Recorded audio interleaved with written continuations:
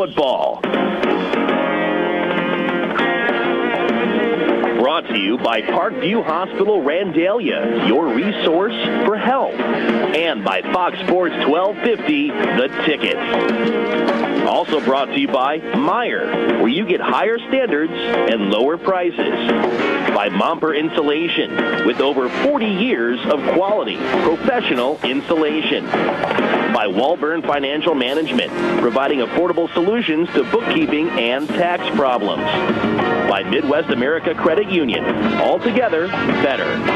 By Arrow Fence, Fort Wayne's oldest name in fencing. By Columbia Street West, downtown on the Landing, a Fort Wayne favorite for 25 years. Aaron Chiropractic, specializing in spinal health. By Stiefel, a firm of choice. Ruoff Home Mortgage, a great name to know when you need a mortgage. And with special promotional consideration by the Fort Wayne Journal-Gazette. Nobody delivers the goods each morning like the Journal-Gazette. Now, let's head to the stadium and join your play-by-play host, Joe Parson.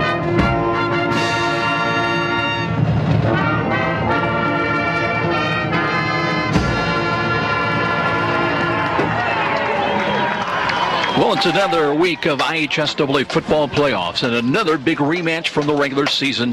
Tonight, it's Wayne and Snider meeting up once again. Hi, everybody. Welcome into Spooler Stadium. Along with Tom Freistroffer, I'm Joe Parson. Well, these two teams met back 3 weeks ago on October the 17th when Wayne used 4 touchdowns by Keon Powers, and they ran past Snider, 41-32. Panthers will be poised to try and stop Keon Powers tonight, and that's no easy task when he's in open space. Last Friday night, Snider survived the elements to get past Huntington North on the road 30-21 with quarterback Isaac Stiebling throwing 2 touchdown passes and running for another score.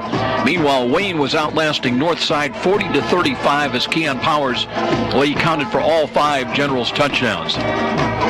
Tom, you look at the big rematch here tonight. The big question tonight is, can the Panther defense improve from October 17th and do a better job of containing Keon Powers? Not many teams have been able to do that so far this year. No, you're exactly right. Keon Powers comes in here as the top rusher from Wayne, and I don't think anybody has been able to stop him this year. But if anybody can, I think Kurt Tittman, I think with the Panthers, the way he coaches the team, the discipline he's got, can possibly try to stop him anyway.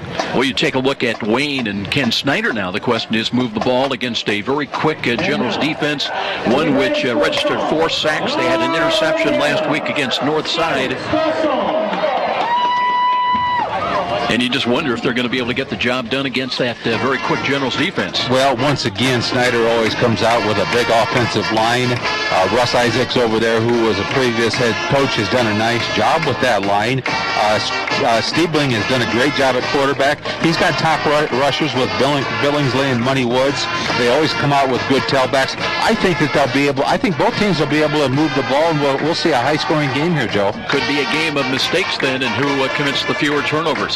It's a Wayne-Snider rematch coming up. The winner moves on to next week's 5A Regionals, and we'll be back with more of our pregame presentation. We'll check in with both head coaches as well, and Generals coach Scott Shaw will be up first when we return to Spooler Stadium. This is IHSAA Tournament Football on Fox Sports 1250, The Ticket. I am your typical mom. Christy Newhouse for the Parkview Heart Institute. You know, I'm entrenched in my kids' lives, and I eat a healthy diet, and I'm actually probably the last person you expect to have a major heart event like this happen. One day last year, Christy awoke to deep pain in her chest and jaw that later spread to her arm. I ended up going to Parkview's ER, and they told me I was having a massive heart attack. Teams from Parkview's ER and Heart Institute worked together to save Christy's life, treating the heart attack, restarting her heart after she suffered a cardiac arrest, inserting 2 stents, and equipping her with a wearable defibrillator that was developed in part from clinical research done right here at Parkview. Fantastic care. To learn more about Parkview's life-saving cardiac care and research, go to parkview.com. Parkview Heart Institute. Not for profit, all for you. Where do Savvy sports fans in the Summit City go when they need to know more than just the score? It's an easy choice. No other media outlet covers the local sports scene like the Journal-Gazette. You get 7-day sideline coverage from the area's most experienced and knowledgeable sports staff. It's a commitment to Fort Wayne that the Journal-Gazette takes very seriously. When you need to know the story behind the story, nobody delivers the goods each morning like the Journal-Gazette. And even when you're on the go, you can still catch up on the latest sports news online at www.journalgazette.net or from your mobile device at www.jgmobile.net. Start your sports day right, every day, 7 days a week with the Journal-Gazette. Every small business person has the same dread: taxes, reports, and bookkeeping. What are you to do? You know you can't afford the big guys to keep you legal and solvent? Well, now there's Walburn Financial Management to save the day. Here's their number. You're going to want to remember this one: 260-459-2240. That's 459-2240. Why? Well, Walburn Financial Management specializes in the little guy. With reasonable rates and sensible retainers, Walburn Financial Management is simply perfect for the small business budget. And now, back to the stadium with Joe Parson and more IHSAA football on Fox Sports 1250, The Ticket.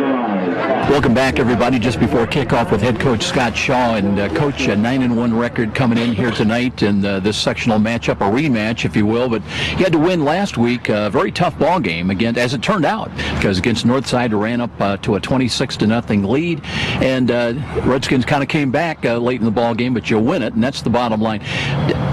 Every week we look at Keon Powers, 4 touchdowns, 5 touchdowns, and break him down a little bit for us. So what has made him so successful for you this year? Well, he's number one, he's a very gifted athlete, and number two, he's very intelligent. So, he's like our point guard. He distributes the ball and to guys that can make plays, and we, granted, we have a lot built in our offense for him as well, but he is just a very smart guy. He's like a coach on the field. He's and very athletic, and he loves. The nice thing is he loves the ball in his hands.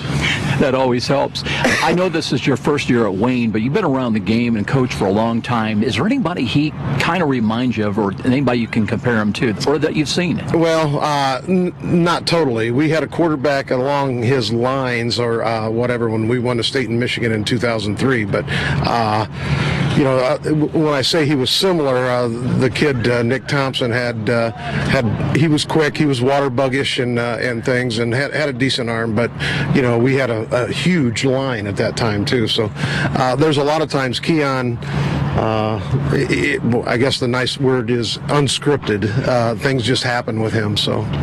Well, this is a rematch against the Snider Panthers, and now you play at Spuller Stadium, their home field. Talk about the matchup here tonight, in the rematch, if you will, and some of the things you hope to keep on doing that you did the first time around when you won. Well, we just want to stay within ourselves. We don't want to get overly excited about anything. Rematches are always tough whenever you play somebody twice, but especially when you win the first one. But we want to keep within our offense, keep within our defense, and hopefully score some points. And that's the way our season has sort of been. We've had to outscore people. So, if we can score a lot of points, then we have a chance. And the best part, no wind, no rain tonight. Yeah, beautiful night, really. It, the field looks like it's in decent shape, and weather's great, yeah. Head coach Scott Shaw with his take on the matchup here tonight. His Generals come in at 9-1. They finished 6-1 in a 3-way tie in the SAC. In the final 5A poll, the Associated Press has them ranked number 3, and the coaches poll number 4. As we mentioned, Scott Shaw in his first year. They are 4-1 on the road this year. A year ago, Generals finished 6-4, 4-3 in the SAC. They lost in the sectional here at Snider, 15-7. Speaking of the Panthers, Coach Kurt Tipman will join us the other side of the break. This is IHSAA Tournament Football on Fox Sports 1250, The Ticket. Next time you're downtown and needing to feed your sweet tooth, you're just a few steps away from Rudy's. Fort Wayne's perfect location for stocking up on those famous to brands gourmet chocolates the Summit City is famous for. Rudy's is located just catty corner from the main entrance to Parkview Field. In fact, Rudy's is a great place to meet up with friends before an event at the ballpark. There's even outside patio seating, ideal for relaxing after work. With a wide assortment of adult beverages and aromas to choose from as well, Rudy's, distinctly different in downtown Fort Wayne. Hi, this is Charlie Momper from Momper Installation. After last winter's brutal temperatures and record-breaking wind chills, it's not too early to start thinking about adding insulation to your attic, sidewalls, and crawl space. By adding additional insulation, you can cut your energy costs up to 30%. Call Momper Insulation today at 432-7543. Momper, the #1 name in insulation since 1956. And now, back to the stadium with Joe Parsons and more IHSAA football on Fox Sports 1250, The Ticket. Well, just before kickoff, let's check in with head coach Kurt Tippmann. And, Coach, big win last week on the road. I guess anytime you win in tournament play, you win on the road, it's got to be characterized as a big effort. And talk about your team and getting the job done at Huntington North last week. Well, I think we're still thawing out. That was some peculiar weather, but, that's what it is in the playoffs. And you have to adapt to what it is each Friday night. And, don't let the conditions handle you. You got to handle the conditions. So I thought our kids did a good job of that. And the deal is survive and advance, and here we are, ready to battle for the championship. Well, and looking at your quarterback, Stiebling, not that many pass attempts, not that many, maybe fewer completions, but he got 2 of them into the end zone for a touchdown on a night that was absolutely brutal. You got to be pleased. Yeah, it's kind of hard to throw the ball. He couldn't grip it, and the ball was wet and caked with snow and everything else. So, he did a good job, and even some of the ones that were missed, he was on target. So, but that wind, we don't have that wind tonight, and hopefully we'll be a little bit better throwing it. Let's talk about the big rematch, and turning the clock back to October 17th. I know that's kind of a circle date for your team. The rematch, another chance at Wayne, and I'm sure your team spent a lot of time in the viewing room watching film, breaking it down, and Keon Powers. Wow. That's obviously got to be a big focal point, trying to find a way to stop him if he can tonight. Well, there's not a lot of scheme adjustments that you can make to handle a guy of that kind of talent. We can certainly do a better job of tackling, but he's dynamic, and they do a great job with their offensive scheme to put in position. He's carrying the ball every play. He touches the ball on every play. So it's a challenge, and it's something that we have worked on, just the fundamental principles of our defense. Not as much. I don't know that we can scheme something up just to stop him. And so it's been more of a holistic approach to the entire defense. I want to ask you quickly about your offense because, everybody talks about Wayne's and Keon Powers' offensive abilities, but their defense, they had 4 sacks last week, and obviously they're doing something well. What were the major challenges for Snider offensively tonight? Well, they're very athletic. They have speed in the second and third levels, and then up on the defensive line, as well. They're hard to block. They're just elusive. And so, we have to get a hat on their guys and stay engaged so that the running backs, receivers, whoever, have room to run. It's something that schematically they're not, confusing. We know where they're going to line up. It's just a matter of putting a hat on them and staying with them as they, have tremendous athletes on that side. Head coach Kurt Tippmann joining us in his 6th year as head man of the Snider Panthers. They come in with a record of 8-2, part of that 3-way tie of the SAC, finishing at 6-1 in 5A. The Associated Press and the coaches poll both have them ranked at number 5. And let's go down to the field. Referees E.J. Carroll, the meeting in midfield, the reenactment of the coin toss, and the introduction of the players.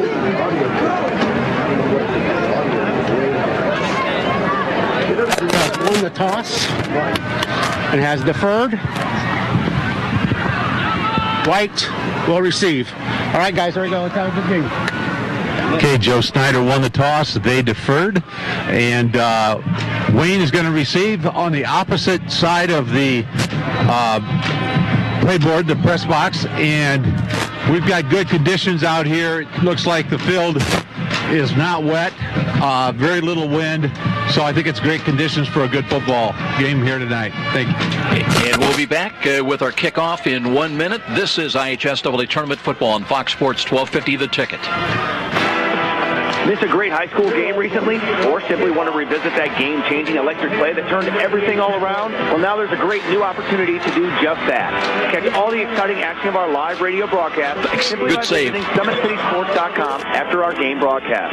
Plus, many other high school sports highlights to choose from as well. It's all new and available now at SummitCitySports.com. You're a super fan who will tailgate anywhere.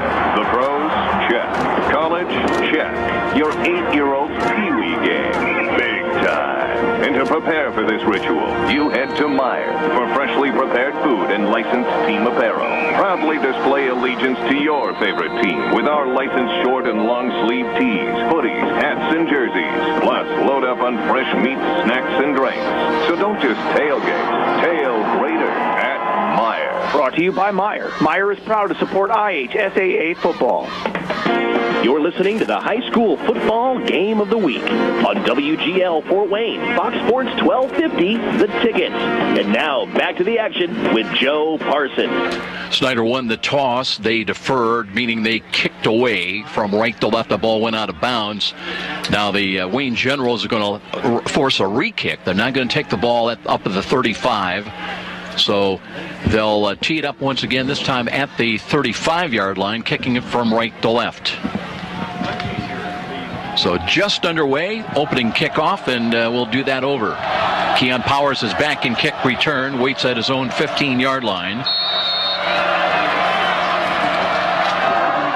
And here we go, the kick end over end near side. That's fielded at the 21, and turning, that's Javin Easterly, turning and falling right at the 25. And right away, Tom Freistoffer, although I don't know if he had a chance to test it, I know you weren't making quick cuts down there, but Steve Zimbo is going to be joining us at halftime. The new first-year athletic director at Snider High School said walking around the field tends to be a little bit wet. Yeah, it could be a little bit wet, but I don't think, near the conditions we had last week, Joe. I think it's going to be okay down there. Very little wind, so we'll just have to see as the game progresses here. Keon Powers at quarterback. What a year he's had. 82 of 154 through the air, 1,529 passing yards. Went on a sweep to get the ball to Black. Black turns the corner, edges across the 25, got a couple more yards up around the 27-yard line. So Kai Black, who came in with just 5 carries and 24 yards on the year, but gets the first handoff, he'll pick up about 3. They'll work at the left side hash mark. Offensive line for the Generals averages 240 a man, and they have got a man in the center. Eddie Elder, a 340-pound senior, snapping the ball here tonight. Out of the shotgun formation, Keon Powers calls his own number, steps out of a tackle, works right side into the second level, across the 40 he works to about the 44-yard line, and Keon Powers lightning quick here again tonight. Well, Keon is beginning to do what he can do best, and that's just run the ball. He's very good open field runner. I think Kurt Tittman talked about wrapping him up tonight, because when he gets in the open field, you can't arm tackle Keon Powers. Powers, we mentioned, has thrown for over 1,500 yards. He's also run for just under 1,500 yards. New set of downs just short of the 45. Powers, short drop, rolls to his left, looking to run, steps out of a tackle, and lunges back, got back to the 41. He's going to be lost. There's a tackle for loss that time. That time the Panthers are trying to converge and bring him down. He almost escaped, Tom, but he got away just for a moment before losing on a tackle loss for about 3 yards. Let's call it second down and 13. Austin Yarbrough in the backfield, a 210-pound senior, 5'9". He's rushed for 3 touchdowns this year. And he's flanked to the right of Keon Powers, the 5'9" senior, 160 pounds, a little guy, but dynamite. Powers again, looking, play action fake, being pursued, and pivots to his right, looking to pass, wrapped up and sacked. They've got him this time. Back inside the 30-yard line, around the 27-yard line. Snider has been known for their ends. Josh Loya at the one end was inside, and we've got Matt Swartz, a senior. He's seasoned in there. He's been in there, probably a 3-year starter, 6'2", 260. Ryan Pesley, we've got at the right tackle, and Marcus Green at the other end. Marcus Green put a lot of pressure that time on the quarterback, Keon Powers. Yeah, Marcus Green getting the start again here tonight, a 210-pound junior, so that's a loss way back, now at the 26. And it'll be third down and 28 for the Generals. Powers out of the shotgun formation once again. Looks to Yarbrough to hand it off. Angles left side, got a couple only short of the 30-yard line. So The Generals got a first down, but then Snider's defense adjusted, and it'll be 4th down and long. They'll have to punt the ball away for the first time tonight. I have a feeling that the Snider Panthers defense had a tough week of practice. Talked about wrapping Keon Powers up, Austin Yarbrough, Austin Robertson, the big tight end for Wayne. So you're going to see some swarming defenses here tonight. Punt will come from back at the 15-yard line. Low snap picked off the turf, and the high booming kick. That Jesse Bates can't find it over his head. Now he fields it, runs back to the 15, 20, 25 near side, to the 30. Stop and go move to the 35, stays in bounds, then nudged out of bounds. But it'll be 1st and 10 for the Snider Panthers now, moving from right to left, their first offensive possession of the ball game. Watch for Isaac Stiebling, the quarterback for the Snider Panthers. Watch him run the ball. He can run the ball also, just like the Powers young man for Wayne. And he's got some receivers, his favorite being Malik Bramley, who plays split end, 6'3", 180 junior. David Turner in leads them with 5 touchdown catches in the ball game, part of a Twins package to the right side. Looks like it'll be an empty backfield for Stiebling. Kurt Tibman was telling us before the tip-off about losing some key players this year. A little motion from left to right, and here's the option read, and they give it on the sweep. And Mac Hippenhammer that time took the ball and turned the corner up to the 40-yard line, got to about the 42, maybe the 43. But Tom, Kurt Tibman was talking about Eric Cirillo, who was such a valuable player for him. We saw him briefly in the Elkhart Central game. He suffered an ACL tear that ball game, lost for the year. Colton Painter, who started a lot of the games at the beginning of the year, the shoulder separation just never healed. His year is done. And also he lost Devin Williams, a 6'6 senior. Here's a run, and not much there. This time it was 3rd down and about 5. A loss back just outside the 40-yard line. We'll see if that was Bray Williams that got the call, but it'll now be 3rd down and a lot longer, 3rd and about 7. Big Austin Robertson, 6'5", junior, 240. Look out for Austin Robertson here tonight. He is a tight end on offense, defensive end on defense, and he was on that last tackle. He will put pressure on Stiebling. Robertson comes in, leads the Generals with 73 tackles, 10.5 for loss. Motion back to the near side. Here's the quarterback draw. Stiebling looking to bring it up to about the 45. That's short of the first down stick. He's gang tackled and pushed back. That'll bring up 4th down, but the ball at the 44-yard line, and they'll bring in the punt team, and that should bring in Trent Morgan to punt the ball away. Dion Powers, the brother of Keon Powers, plays safety in the back for Wayne, along with Javon Easterly. You've got Kyle Black in the back, also Anthony Neal, who plays both linebacker and outside. Keon Powers in punt return. He's returned 8 punts this year, has a long of 17. Morgan waits at the 31. Got good protection. The kick was nearly blocked. Comes off the near side, hits at the 35, inside the 30, takes a Snider roll, inside the 25 and down to about the 22-yard line. That is where it's touched, and it'll be Wayne with their second possession of the ball game. We have no score. Early moments of the ball game, 6:45 remaining in this opening quarter. Interesting for the Wayne Generals, we've got Keon Powers, the quarterback, as the top rusher. We've got Dion Powers as the top receiver. Keon is back deep on the punts, and both of the Powers brothers play defense in the secondary, so a good part of that team is the Powers. And you throw in Austin Robertson as well, 6'5 junior's got 14 catches, 194 yards, 2 touchdowns. He's in the ball game, tight to the left side. Powers out of the gun, drops to throw, looks near side, got a wide open catch at the 30-yard line. It was Kai Black.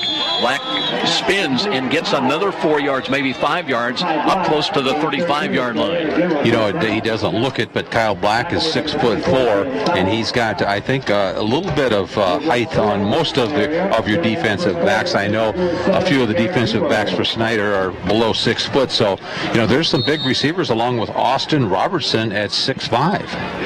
That's a first down for the Generals. That's the first down either way, well, second, and it'll be improving field position for the Generals. They've got it at their own 35-yard line. They'll stay with a flanker, a protector off to the left side. They want to hand that ball off. That's Yarbrough looking for running room, can't find it, and does well to get back to the line of scrimmage. Maybe picks up a yard at most. Yarborough's numbers coming in, Tom, 124 yards. He's rushed for 13 touchdowns this year. Or checking 3 touchdowns this year.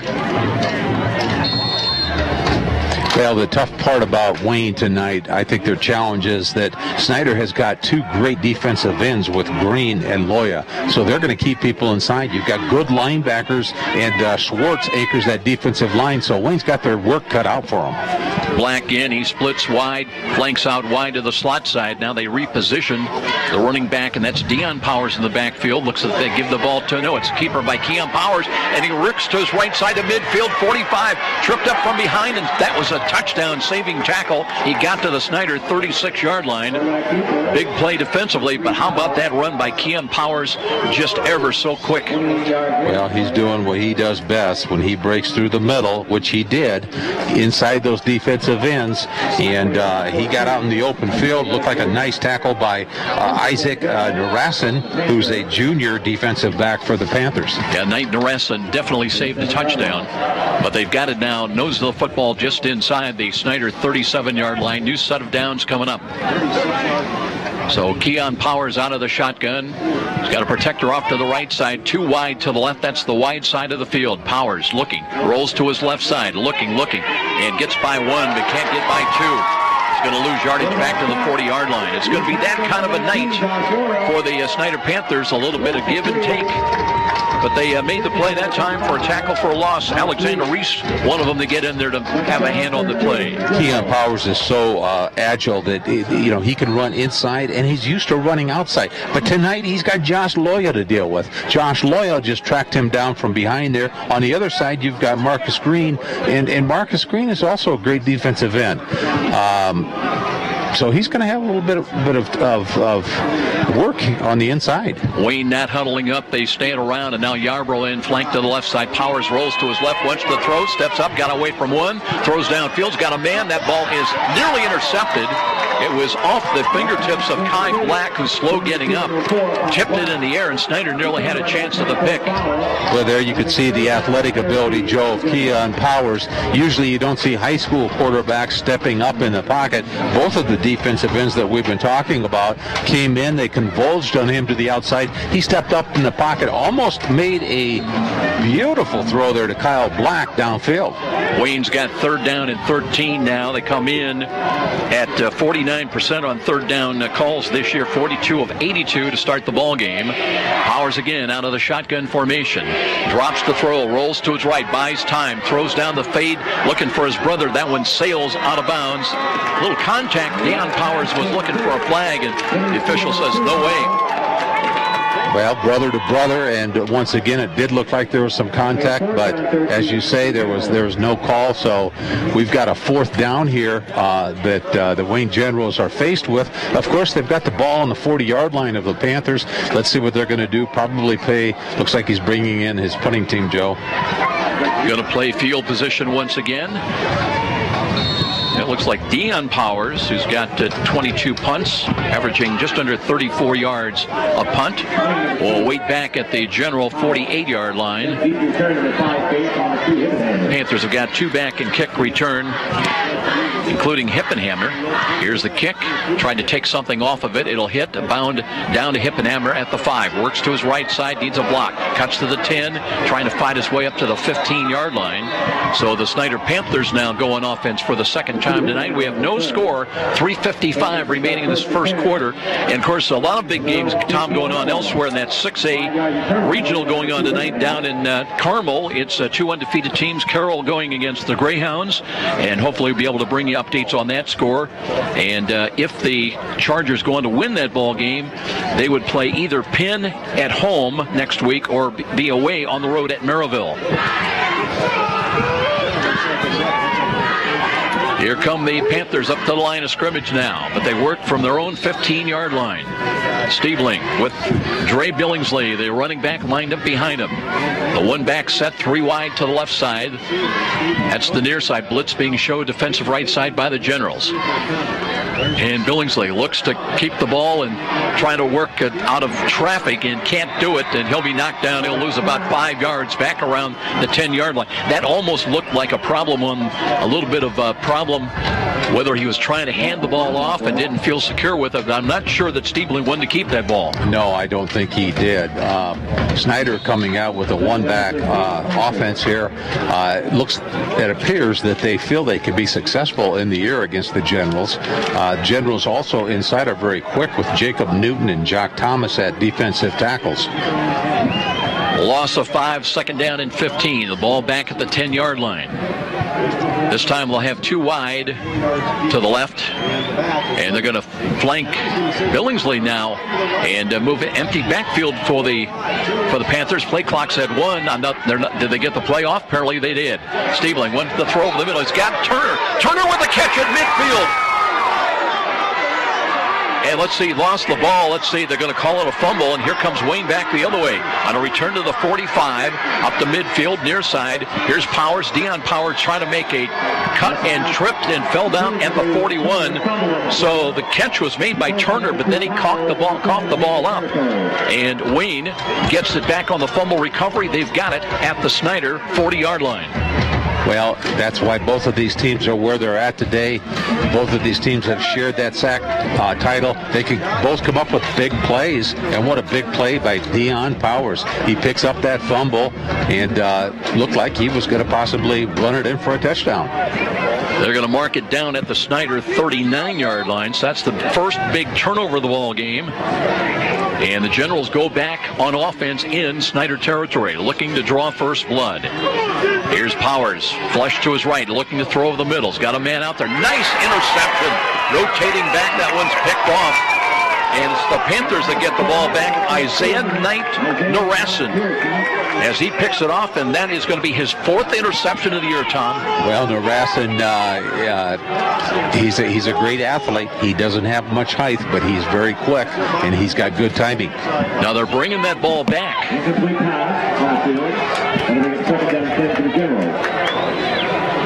Apparently they're going to say he didn't get a foot in bounds, or did he not control it all the way to the turf?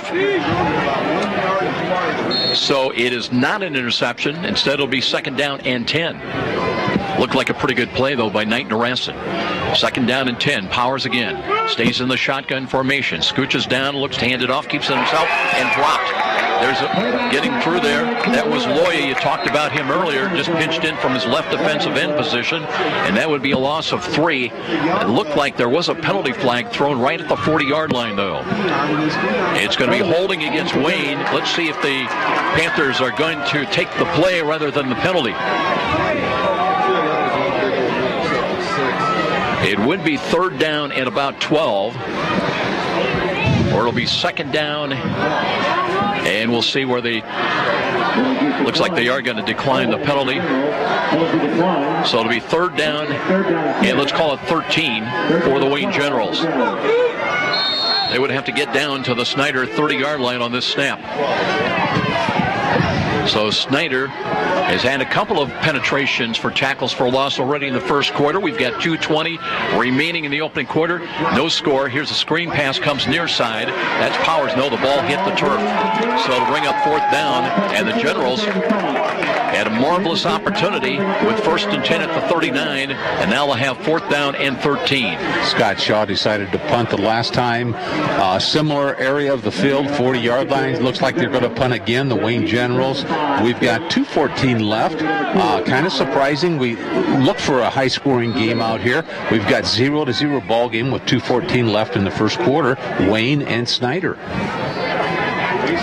Deion Powers in to punt the ball, waits at the General 46-yard line. Hippenhammer, or check it, it's Jesse Bates and Hippenhammer drop in punt return. Here's the snap, and the kick is away. Low line drive kick coming near side. That one they have to let roll. It's inside the 2 and down to the 1 and into the end zone for it. I tell you what, that's a great job by Hippenhammer. He kind of screened. One of the generals was down trying to stop the ball inside the 2, but Hippenhammer used his body to ward him off, and that'll be a big change, Tom. That ball will come out to the 20-yard line, 1st and 10 Snider. We'll see what Isaac Stiebling, the quarterback for the Panthers, we'll see what he can do. He's had an outstanding year. Like you say, Joe, he came in for Colton Painter earlier in the year, and let's see if he can drive the Panthers down the field. Malik Bramley in one of the wideouts to the right side will be joined by David Turner. They had found Turner open. They'll run the ball, and this is Money Woods off to the right side. Money Woods turning the corner, angled out of bounds. On the Wayne side, he'll have about 5 or 6 yards. Money Woods, gotta love that name, Tom. Comes in with 8 rushing touchdowns. Second down 5, Panthers. Last week in Huntington, he had 10 carries for 40 yards. Billingsley led him with 16 carries. He'll pick up 5, second down and 5. Stiebling out of the pistol alignment. Now they switch Turner to the left side. He's up on the slot near side. Blitz coming defensive left side. Stiebling loads up, throws, and a tough catch in traffic. And let's see if that's Bramley. Bramley came up with the ball, the 6'3 junior, and they'll move the chains for the Panthers. They've got it across the 35 out to about the 37-yard line. Stiebling to Bramley. We've seen that all year. That's why Bramley's the top receiver coming in. Just did a little pattered over the middle, and that made a beautiful catch. That's his 26th catch of the year. Came in with 446 receiving yards, averaging just under 18 yards a catch.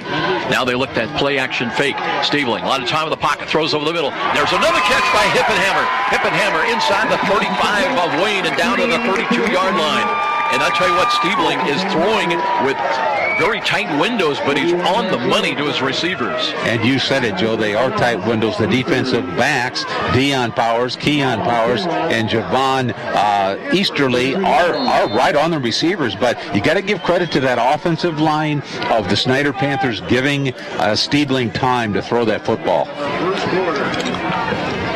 49 seconds remaining in the opening quarter. We have no score, but the Panthers on the move. They got a 1st and 10 at the general 33-yard line. Misdirection, keeper play. Stiebling off tackle to the right, cuts inside, spins inside the 25, gets it down to about the 21-yard line. And Stiebling calling his own number that time. He's averaging 6 yards a carry, comes in with 462 rushing yards, and a good decision as he'll get another 1st down for the Panthers. On the move again with just 30 seconds remaining in this first quarter.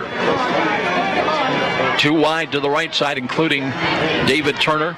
They'll run the ball. Here's Woods looking for running room, bounces to the outside, takes tacklers inside the 10. He's down inside the 5 and down close to the 2-yard line, maybe the 1. Well, we've watched Money Woods a couple of times this year. We've had the chance to see the Panthers, and he just gets better and better. He runs quickly. He's got good balance, and I thought he was going to take it in. I didn't think he was going to have anybody stop him on that run. They'll mark it at the 1. It'll be 1st and goal for Snider, trying to take the early lead. Game clock is down to 6. Let's see if they get a play off. They run with a full house backfield now, and Stiebling under center looking to hand the ball off, and I don't know that they got in, though. Looks like they'll be short as we go to the second quarter. It is not a touchdown. It'll be 2nd down and goal when we return to Spooler Stadium after 1. No score between these 2 highly ranked Class 5A teams, Wayne and Snider, scoreless after 1. This is IHSAA Tournament Football on Fox Sports 1250 The Ticket. You've heard the saying, it's all about the Benjamins.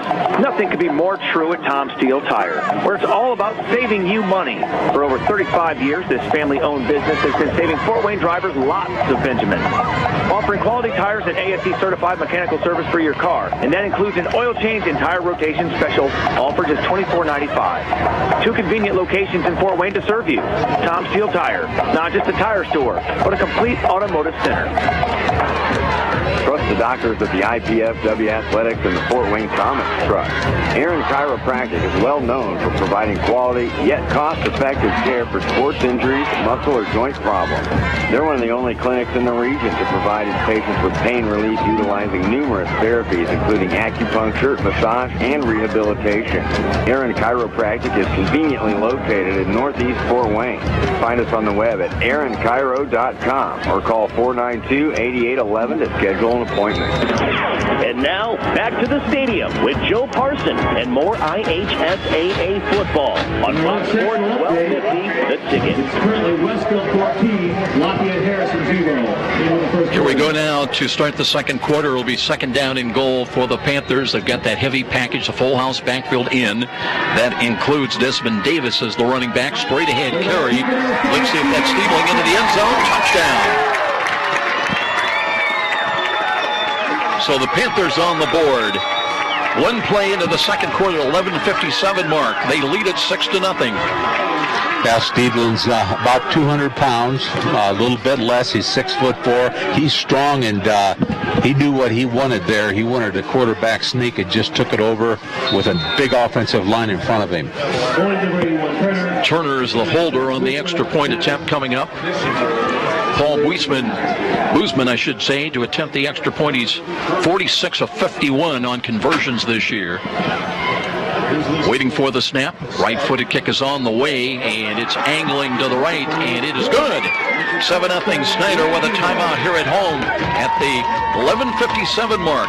Panthers on top 7-0. This is IHSAA Tournament Football on Fox Sports 1250, The Ticket. I'm Kathy, and I've worked for Midwest America for 10 years. I like to get to know the people that I'm helping or assisting.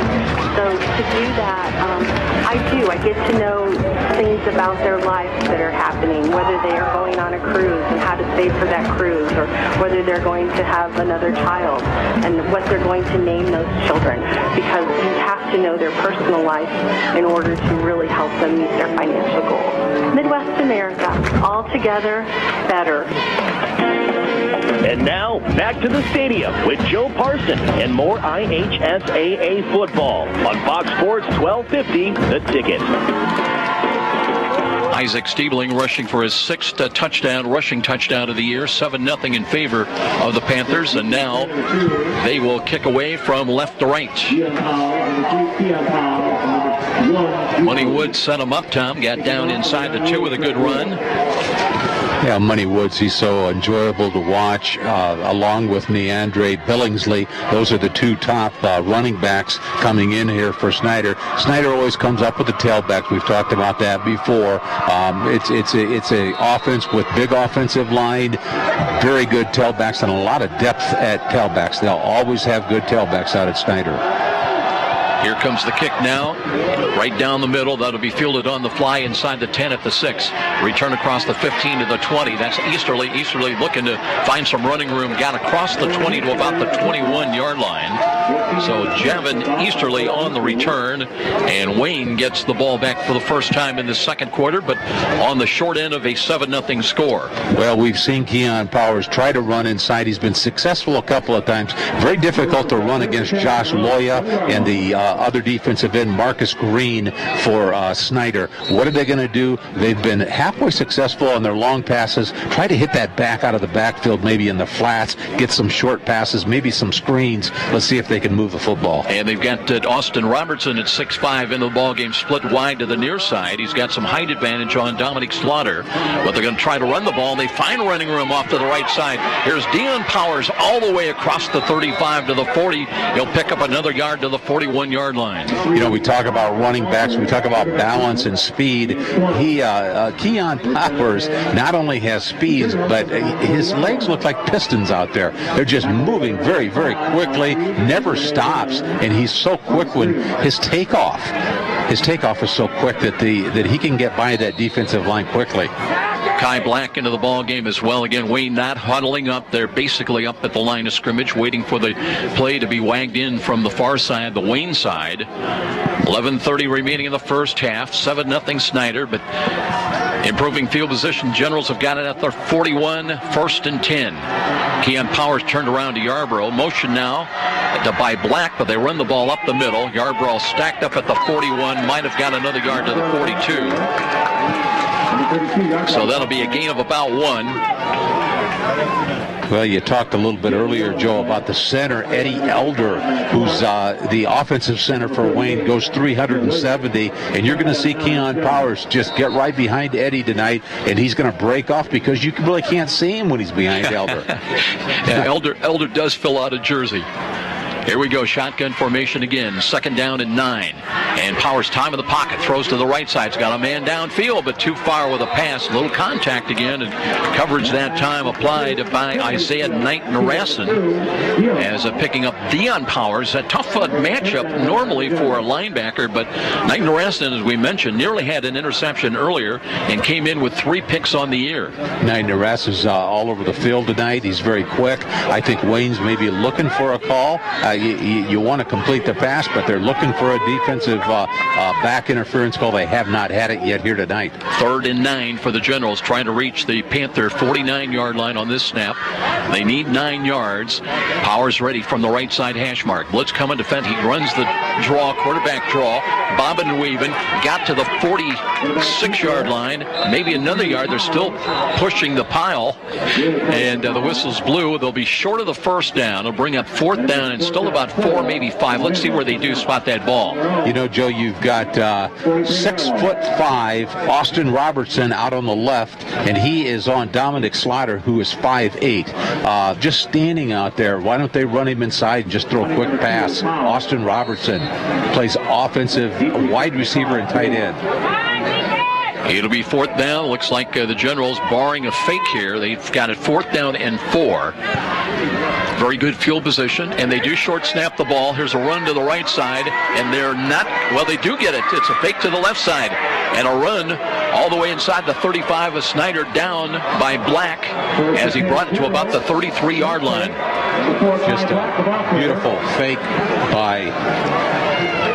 Just a beautiful fake there by the Wayne Generals. You called it, Joe. Fake the punt, and they've got the speed to pick it up, and I'm sure that's not the first time that they've run those fake punts. Well, it is a sectional championship, and they decided to roll the dice with the ball nearly at midfield, and now they've got a new set of downs to work with. Powers with 2 wide to the right, throws a screen to the right, just got a completion to his brother. Dion Powers steps out of a tackle, but tripped up and dropped. It looks like he's got a 1st down, though. Wayne is so quick in their positions. We're seeing 2 teams here, and you can see why Wayne's coming in with 1 defeat, along with Snider having a very quick team. So it's quickness against quickness. Once again, looking for a high-scoring game, but we've got 7-0 with 9:33 left in the 2nd quarter. Generals come in averaging 46.3 points a ball game. That's 11th best among all high school football teams in the state of Indiana. Quarterback draw. Powers works to his right and carries tacklers for another 1st down inside the 15, down close to the 11, maybe the 10-yard line.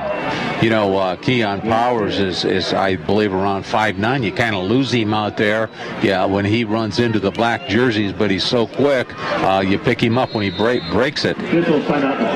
Kind of amazing, Tom. Also, he's able to carry tacklers with him. You know, at 5'9", 160, you wouldn't think he's got that much drive. Close enough for a measurement. They spot it initially short of the 1st down stick. And they'll bring out the chains to take a look. In the other games we mentioned going on tonight in the 4A Sectional 19, it's Northridge at Leo. And how about Northridge? They've been kind of a surprise team this year. The first to shutting out Dwenger, winning big over East Noble last week. Sectional 20 has got Norwell playing at Columbia City. In the 3A Sectional 27, Garrett at Bishop Loras tonight, another big matchup. In 2A, it's Woodland taking on Bremen, and South Adams against Southern Wells in 1A Sectional action. Looks like they are short. They'll spot the ball 2nd down and 1 at the 11-yard line. They can pick up a 1st down without scoring. Yarbrough stays in as the running back, flanked to the left of Keon Powers. And they've also got a wingback position, kind of an unorthodox lineup out there, a little motion back to the near side, but Powers takes it himself and didn't get into the end zone, but he's got a 1st down inside the 5. It'll be 1st and goal. Keon Powers. It looks like he's shot out of a cannon down there. I mean, he went from the 11-yard line to the 5-yard line in just a split second. I don't know how he did it, but that's why he is what he is. In a heartbeat, right, Tom? It'll be first and goal now with the ball right at the 5-yard line. They've got Robertson in. He's tight to the left side. Easterly split wide to the left. That's the wide side of the field. Yarbrough is the running back. And Dean Powers is up, and now the whistles blow. Play clock still showed 11. Let's see if somebody was lined up wrong one way or the other. Kind of looking Snider's way. Maybe Dominique Slaughter might have encroached. And that'll be half the distance. E.J. Carroll, our referee tonight, comes over. It is encroachment by the defense. So it'll be first and goal from just outside the 2 officially, but 3 yards out. They stay with the same formation from the right side hash mark. Keon Powers ready to take the snap, motioning in right to left. He works back weak side to the right and walks into the end zone. 3-yard touchdown run by Keon Powers at the 8:21 mark. Keon Powers faking it to his backs. His backs are going left. Most of the Snider defense went to the left side of the offensive line, and Keon runs it in to the right. Just so quick, knows what he wants to do, and I'm not sure if there's any defenses that can stop him when he does what he does best down in the red zone, what we call it, down by the goal line. Now the attempt for the extra point coming up. Cesar Maldonado comes in. He is 25 of 34 on the year. Here's the snap. Right-footed kick is on the way. It's long enough. On the way and good. We're at a 7-7 tie, 8:21 mark. Snider and Wayne. And we'll be back. This is IHSAA Tournament Football on Fox Sports 1250, The Ticket. So, those are the words you expect to hear when selling a home. And Rick Widman from Century 21 Bradley can give your family the advice, expertise, and satisfaction to fit your needs when buying or selling a home. With Rick Widman's 35-plus years of experience, you'll find an effective method to accomplish your goals. Select the proper loan and feel the comfort of your new home. When you think real estate, think Rick Widman at Century 21 Bradley.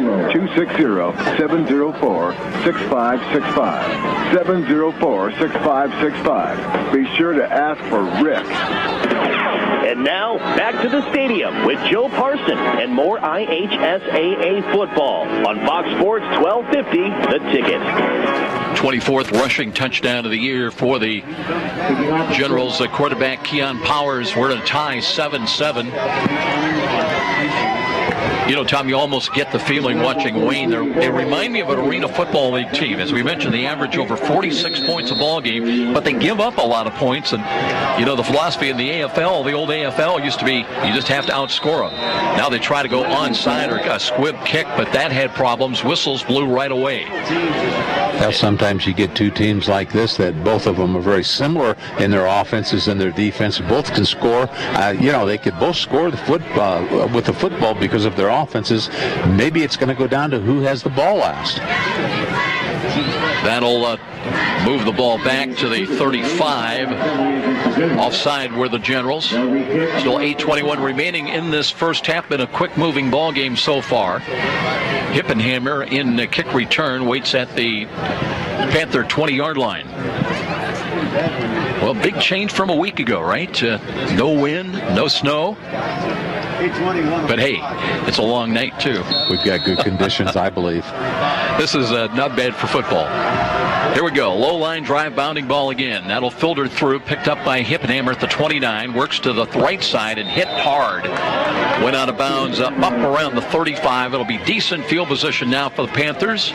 They scored first, but now we're in a 7-7 tie. Anthony Black, linebacker, sophomore, came down and made a nice open field tackle for the Wayne Generals. Well, looking ahead next week, it'll be the regional, and the winner of this ball game will take on the winner between Westfield and West Lafayette Harrison If Snider wins, they'll be on the road either way. Wayne would host Westfield. They would be in West Lafayette against Harrison. Here's a run off tackle, the left side by the Panthers. Billingsley, or is that Money Woods? It is Money Woods got the call. It nudges just across the 40. He'll pick up about 5 yards. You know, Austin Robertson plays defensive end for the Wayne Generals. Usually you see a defensive end getting those tackles outside the tackle zone to the sidelines. Well, Austin Robertson, who is a great athlete offensively and defensively, he's making tackles inside by the center and the guard spots. Panthers bring in Matt Thornton now. He's tight to the left. Second down and a long 4 now. Stiebling out of the pistol option run. Flips it off to Turner, but Turner's going to be spinning off the tackle, losing his feet, keeps his balance though, and he's got a first down. Still in bounds into Wayne territory down to the 46. Wayne had him sure for a loss on the play, but somehow he did a little spin, stumbled around, Tommy, but kept his footing and has the first down. Kai Black came in, made a nice tackle. He's the outside. Kai Black is the outside linebacker for Wayne. Just did not wrap his arms, and as a result, there's a first down by the Snider Panthers. Brandon Wonghouse brings him up to the line of scrimmage. He's the center tonight.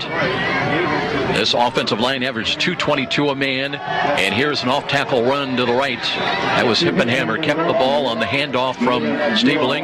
Got about a yard to about the 45-yard line of the Generals. Kai Black again on the tackle. This time Kai wrapped his arms up. Kai Black is a senior, 6 foot, 205 pounds, but the way he moves out there, he is one of the quicker defensive players, and he's behind big Austin Robertson.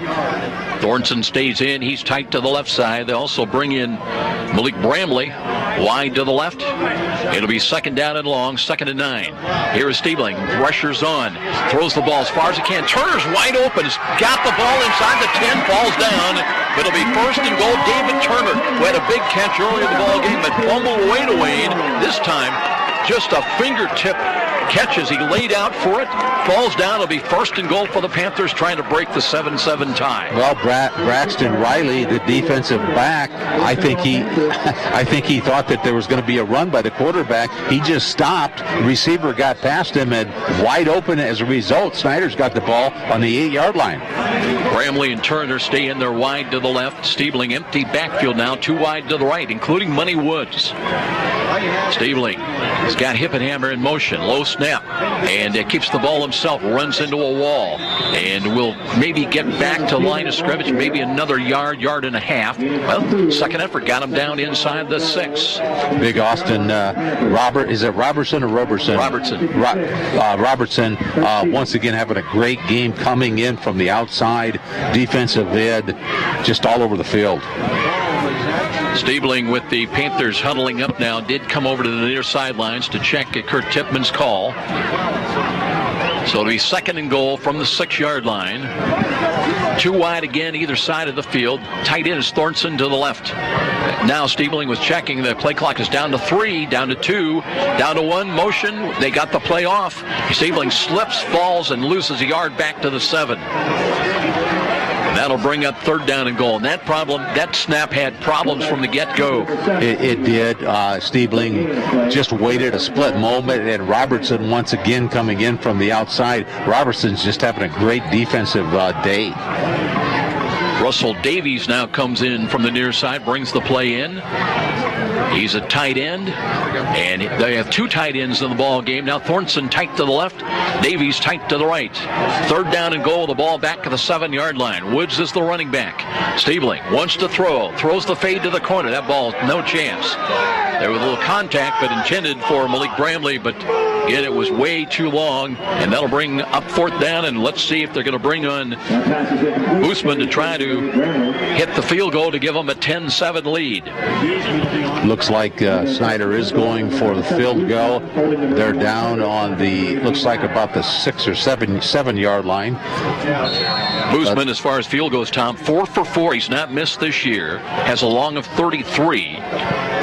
They'll set the ball up at the 19. It'll be a 29-yard field goal from the right side hash mark. A little bit of angle, right to left.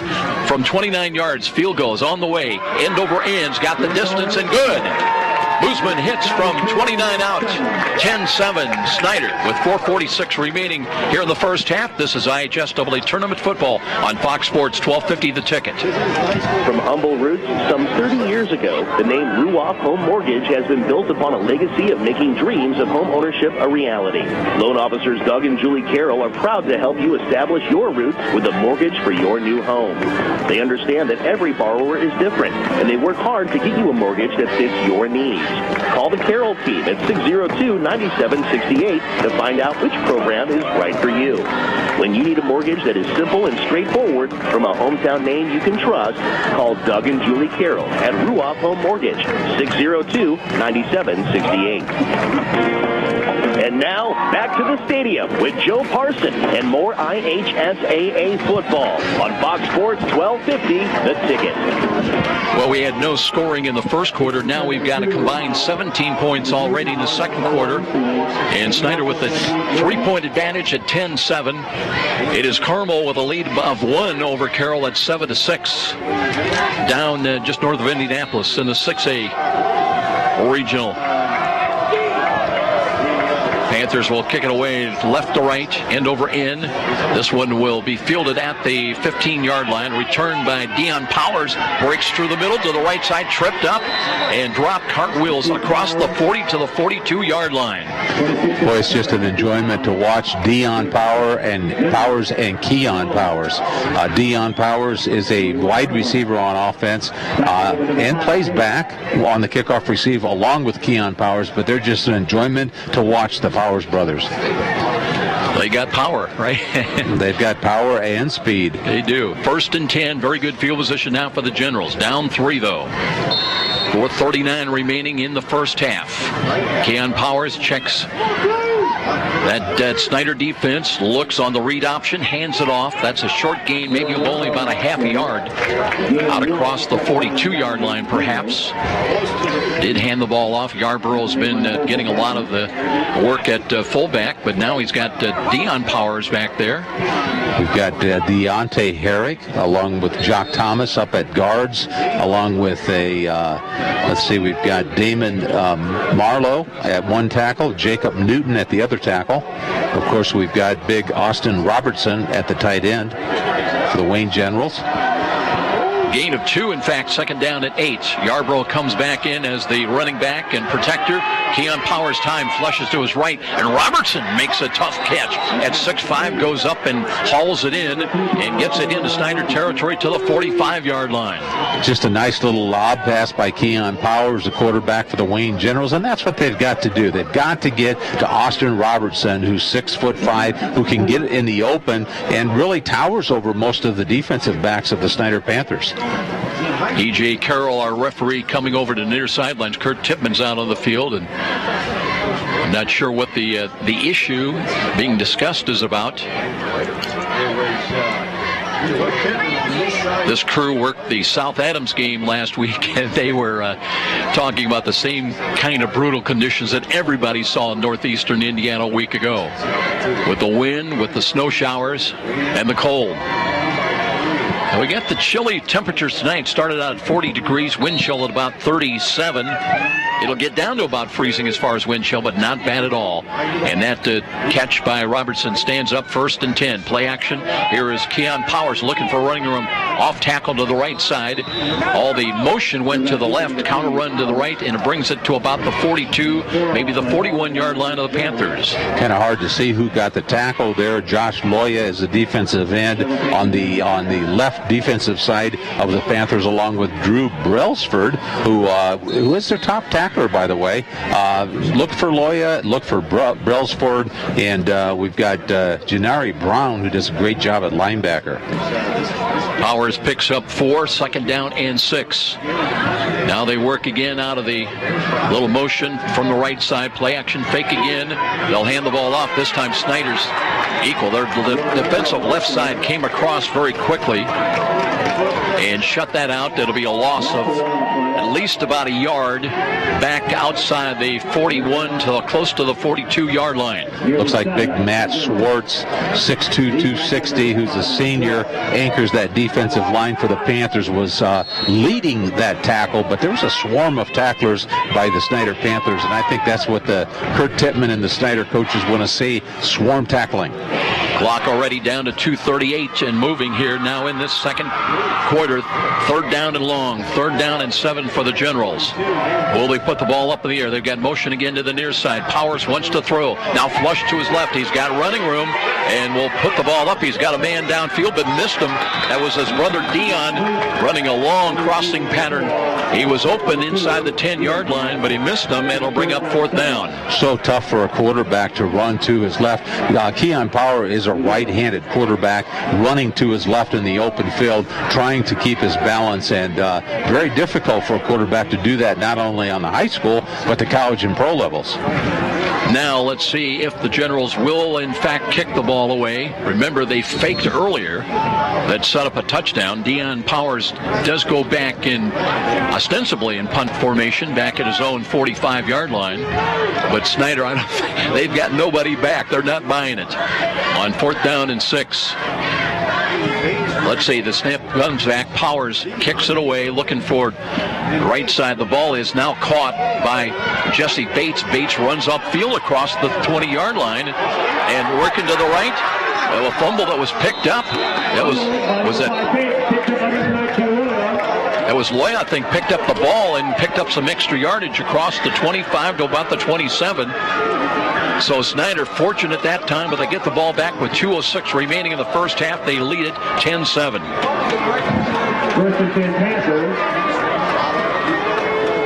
We'll never underestimate, Tom, the importance of luck in a game. With two high prolific scoring teams, we could get another score here before half by the Snider Panthers. Dre Billingsley checks in as the running back. He's flanked off to the right side of Isaac Stiebling out of the shotgun formation. They've got two wide to the near side. 2:06 on the clock. First and 10 for Snider. They lost on October 17th at Wayne, 41-32. Stiebling, blitz coming, defensive right side. Fakes the ball, throws the ball. That's a fingertip catch at the 30. And carrying forward across the 35, that was Hippenhammer on the catch across the 35 to about the 36-yard line.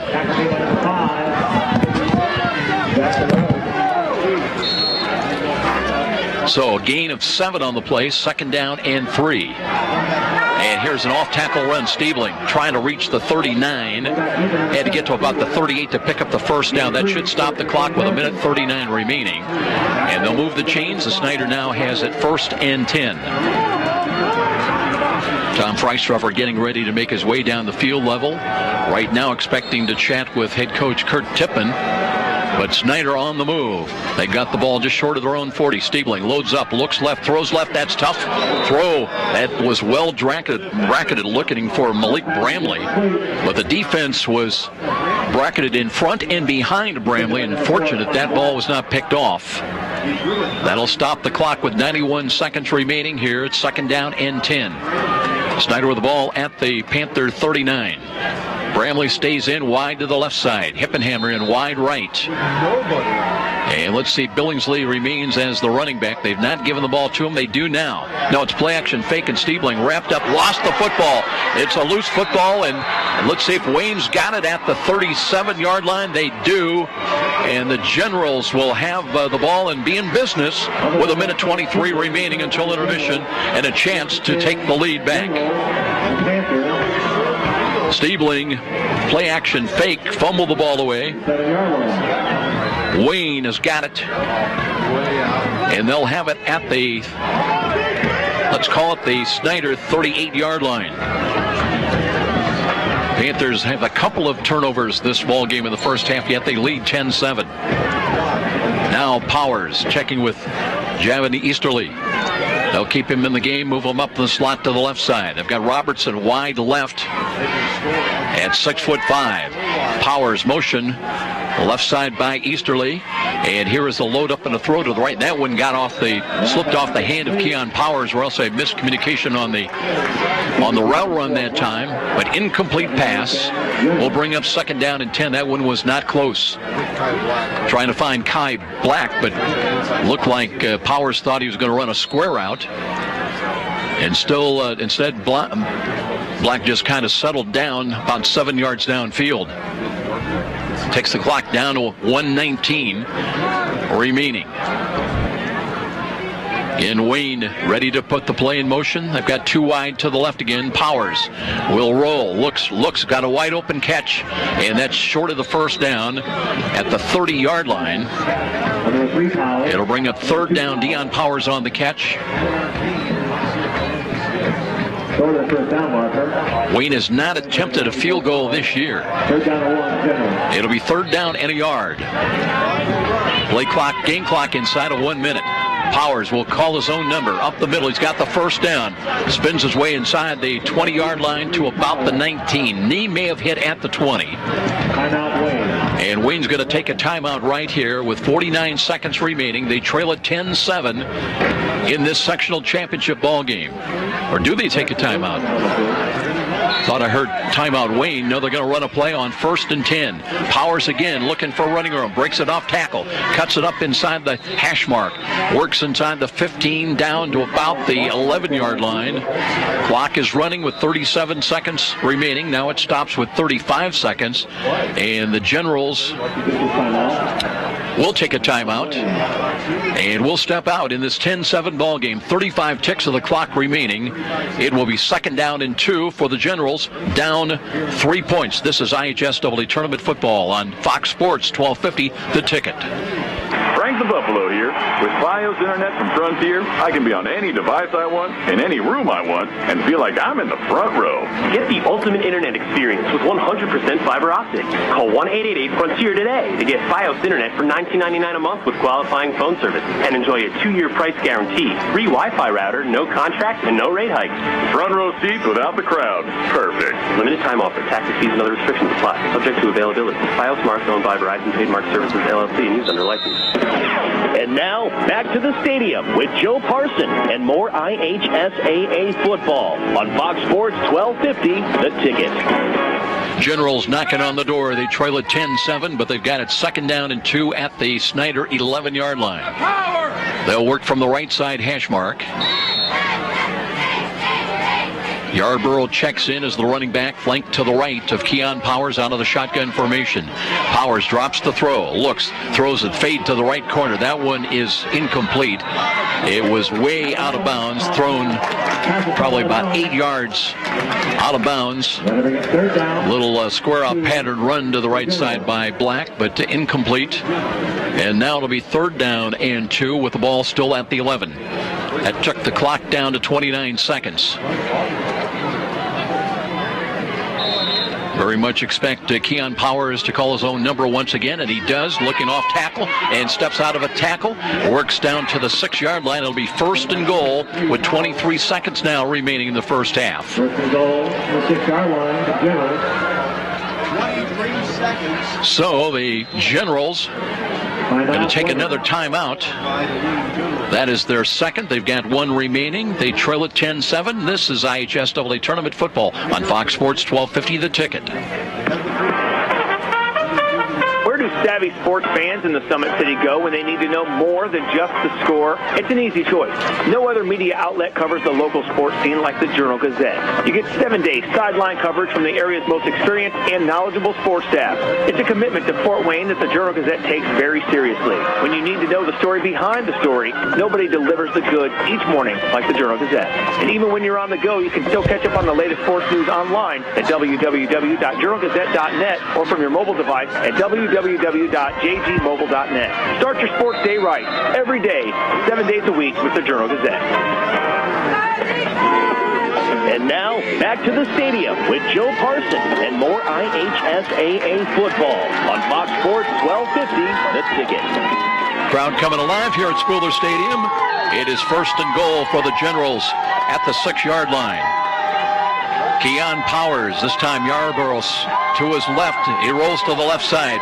Will he run? Will he throw? Look into the end zone. He's got a catch, and that's Robertson with the 6-yard touchdown catch at the 17-second mark. So the fumble recovery by Kurt Stevens at the 38 sets up a 6-yard touchdown pass. Keon Powers to Austin Robertson. And Wayne back in front for the first time tonight at 13-10.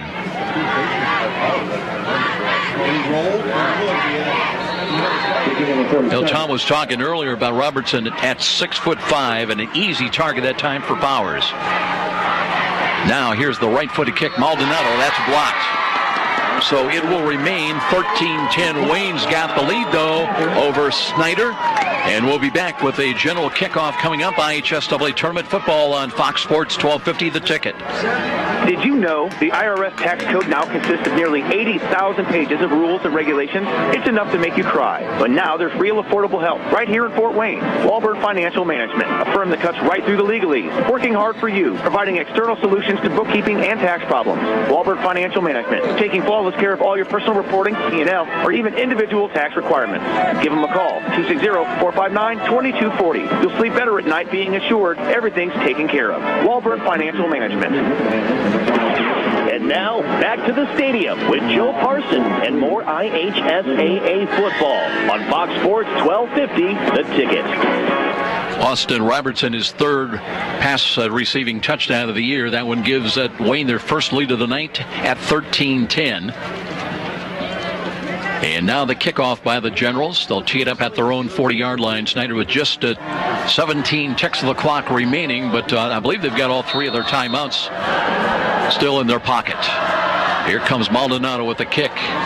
End over Den, bounding ball. That fielded inside the 25. Returned to the 30 by Turner. Got to the 31 and buried. So it'll be 1st and 10 for the Panthers, but 13 seconds now remaining in this first half. Well, let's see what the Panthers try to do, if they'll try to go vertical and air it out in the dying moments of this first half. Got it at their own 32-yard line.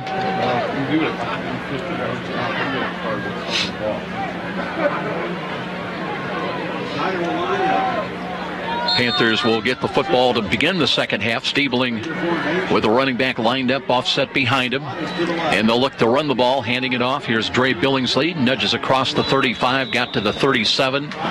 Short of the 38 as the final 5 seconds are going to run off the clock. And the teams will go to the halftime dressing rooms respectively in this 13-10 ball game in favor of the Wayne Generals. So Tom Freisdorfer was down on the field. Now he's going to take a look for Scott Shaw, the head coach of the Wayne Generals. And that fumble recovery by Kurt Stevens really changed the game around and allowed Wayne to take their first lead of the ball game. Let's go down and check in with head coach Scott Shaw. Joe, we've got head coach Scott Shaw down on the field, head coach of the Wayne General.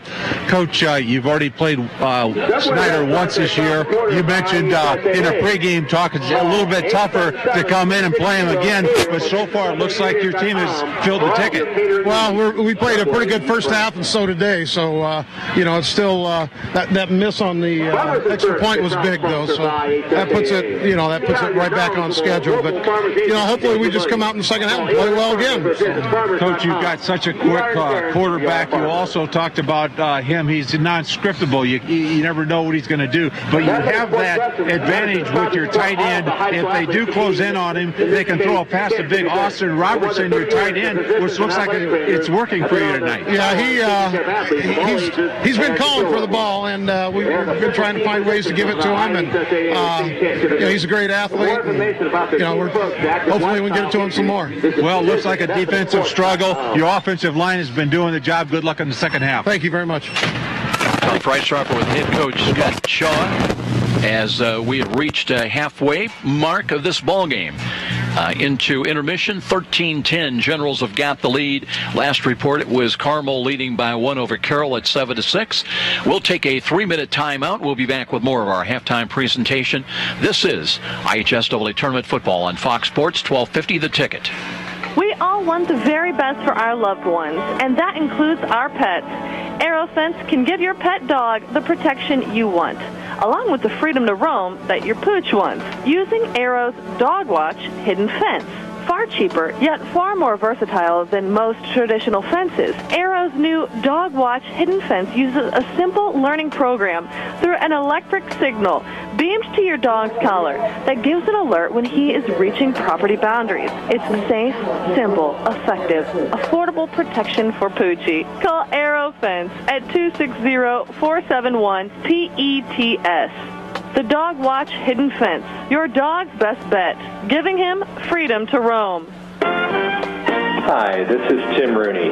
For over 30 years, I've been helping people just like you meet their investing hopes and dreams. For individuals in a high-income tax bracket, that may mean investing in tax-free municipal bonds. For others, we may just help them pick their best investment options inside their own 401k plan. For those kids approaching college, we can develop a college 529 plan that provides tax-free growth in addition to a $1,000 tax credit on your Indiana state tax return. It only takes a quick phone call to Stiefel to set up a no-obligation meeting to see what we can do to help meet your dreams. Just call us at 260-459-3989. That's 260-459-3989. And be sure to ask for Tim. Experience Fort Wayne's French Quarter this weekend at the Bourbon Street Hideaway. Step down into New Orleans, the city of jazz, of seasoned Cajun cuisine, of a relaxed way of life. Discover an authentic Louisiana experience. The rich atmosphere provides an instant getaway to the charming streets of New Orleans. The menu is one of a kind. Indulge in the crispy smothered catfish, honey almond glazed fried chicken, and mouth-watering Nolans crawfish. Chef Todd Downs has mastered the art of gourmet Louisiana cooking and prepares only the freshest Cajun cuisine. After dinner, save room for Bourbon Street's rich chocolate voodoo bread pudding or their sweet potato pecan tart. Bourbon Street Hideaway is located on the lower level of West Columbia Street, so come step down into Fort Wayne's own French Quarter. Stop in today or call ahead for reservations at 260-422-7500. Bourbon Street Hideaway, your instant escape to authentic New Orleans. You're listening to the high school football game of the week on WGL Fort Wayne, Fox Sports 1250, The Ticket. And now, back to the action with Joe Parson. Welcome back, everybody, here halftime at Spooler Stadium. I'm Joe Parson. Tom Freistroffer working with us tonight. Joining us right now, high school sports editor of the Journal-Gazette, Greg Jones. And boy, turnovers, Greg, can turn a game around in a heartbeat. It looked like Snider was off and running, but Kurt Stevens recovers a fumble at the 38 net that leads to a go-ahead touchdown by a pass from Powers to Austin Robertson. And boy, nice to have a 6'5" guy that you can throw the ball to. Yeah, definitely. When you get out there scrambling, you're not kind of sure where to throw the ball. You just kind of lob it up a little bit, and big highly sought after player goes up and gets it. And you're right about the turnover. That was big because they've really done a good job, I think, of containing Keon Powers. But when you give him the short field, it's tough against a lot of players, let alone a special player like Keon Powers. You know, the challenge for Snider is if you just have one little breakdown or missed tackle, Powers can go over 10, 15, 20 yards in a heartbeat. Absolutely. You just give him just a little bit of opening, he goes through it so quick. He's got the speed, he's got the athletic ability, he's agile, he moves well. And yeah, it's tough. And when you have a long field, maybe you can give up that 15, 20-yard run. And they weren't getting hurt by that, too often in this ball game. But you give up that short field, that fumble, that was definitely key. I want to get your impressions. We've got some other scores from other games going on. Kind of maybe as expected. Carmel, last report, 21-6 over Carroll. Awfully tough to go down and play the Greyhounds down there in Carmel. Yeah, I mean, that's you're right drive by, it looks like a university, and they sometimes play like a university too. So that was definitely a tall task for Carroll. How about this one? Leo was leading last report over Northridge 7-3. You know, the Raiders have been tough. They to shut out Dwenger early year. They handled East Noble last week. That one kind of surprises me a little bit. It does a little bit to me. I'm not surprised it's low scoring because you got two good defenses going at it, and Leo's just got the one touchdown and holding Northridge right now to the one field goal. So, that's one that Leo's a little bit of shock, but you play good defense, you're right in ball games. How about Norwell? They seem to play their best ball in the tournament. They're leading last report over Columbia City 21-0. Never matters what their record is. They go in winless and they'll win a couple postseason games, and same thing. When you have Pearson Harnish on your side, you've always got a chance. The other score we've got, Greg, is Loras 28-0 over Garrett, and Loras in the second season. Are they going to make it down to the Dome again this year? Or I should say down to Indy. Yeah, definitely. Lucas Oil, definitely they're probably the favorite of all our area teams to make it down there and playing the kind of competition they play, and what a passing combination they have, and not just Noah Wazinski to Austin Mack, but it's Noah Wazinski to Tyrell Johnson, and there's so many weapons on that offense. It's so hard for teams to shut them down. Concordia in that first sectional game had them down 19-3, and boom, Lure just came right back. Back to this ball game, 13-7 Generals here with the late touchdown to grab the lead. I should say 13-10. But if you're Kurt Tepman, what are you telling your team right now in the locker room? Well, I think what we've talked about, just controlling the turnovers. They're doing everything else well. They went down. They've got the touchdown. They're going up. They're up 10 to. Well, they're up 7-0. They got 10-7 to get the field goal, and they're up. They're controlling their own fate. All they had to do was pretty much just run some clock, get out of here, go into halftime with the lead. The fumble, they can just control that. I think the defense do the same thing, contain Keon Powers, and they'll be fine. Greg Jones from the Journal-Gazette will enjoy looking for your story tomorrow morning. We'll see you over at Darcy Stadium. Well, you know what? I'll be down in volleyball. State finals, Concordia. Different challenge. Yes. I assume you'll have somebody there, though, tomorrow? Yes. I think Justin Cohn will be there. We'll look forward to seeing Justin tomorrow. Appreciate the visit, and we'll catch you down the road. All right, see you. Greg Jones joining us here at halftime. And it's a 13-10 Wayne lead after the intermission break. We'll be back with more after this 3-minute timeout. This is IHSAA Tournament Football on Fox Sports 1250 The Ticket. I am your typical mom. Christy Newhouse for the Parkview Heart Institute. I'm entrenched in my kids' lives, and I eat a healthy diet, and I'm actually probably the last person to expect to have a major heart event like this happen. One day last year, Christy awoke to deep pain in her chest and jaw that later spread to her arm. I ended up going to Parkview's ER, and they told me I was having a massive heart attack. Teams from Parkview's ER and Heart Institute worked together to save Christy's life, treating the heart attack, restarting her heart after she suffered a cardiac arrest, inserting 2 stents, and equipping her with a wearable defibrillator that was developed in part from clinical research done right here at Parkview. Fantastic care. To learn more about Parkview's life-saving cardiac care and research, go to parkview.com. Parkview Heart Institute. Not for profit, all for you. A trip to downtown Fort Wayne is not complete without a stop at Rudy's at 409 West Brackenridge. Next time you're headed to the baseball game, make pre-game plans to stop in at Rudy's, where you'll find a wide assortment of adult beverages and aromas. But Rudy's is also a premier downtown location for picking up those mouth-watering DeFrance chocolates. What better way to catch a game at Parkview Field? Make it a date for a stop at Rudy's, right across from the main Parkview Field entrance. Hi, this is Charlie Momper from Momper Installation. After last winter's brutal temperatures and record-breaking wind chills, it's not too early to start thinking about adding insulation to your attic, sidewalls, and crawl space. By adding additional insulation, you can cut your energy costs up to 30%. Call Momper Installation today at 432-7543. Momper, the #1 name in installation since 1956. Miss a great high school game recently? Or simply want to revisit that game-changing electric sleigh that turned everything all around? Well, now there's a great new opportunity to do just that. Catch all the exciting action of our live radio broadcast simply by visiting SummitCitySports.com after our game broadcast. Plus, many other high school sports highlights to choose from as well. It's all new and available now at SummitCitySports.com. You're a super fan who will tailgate anywhere. The pros? Check. College? Check. Your 8-year-old's Pee-wee game? Big time.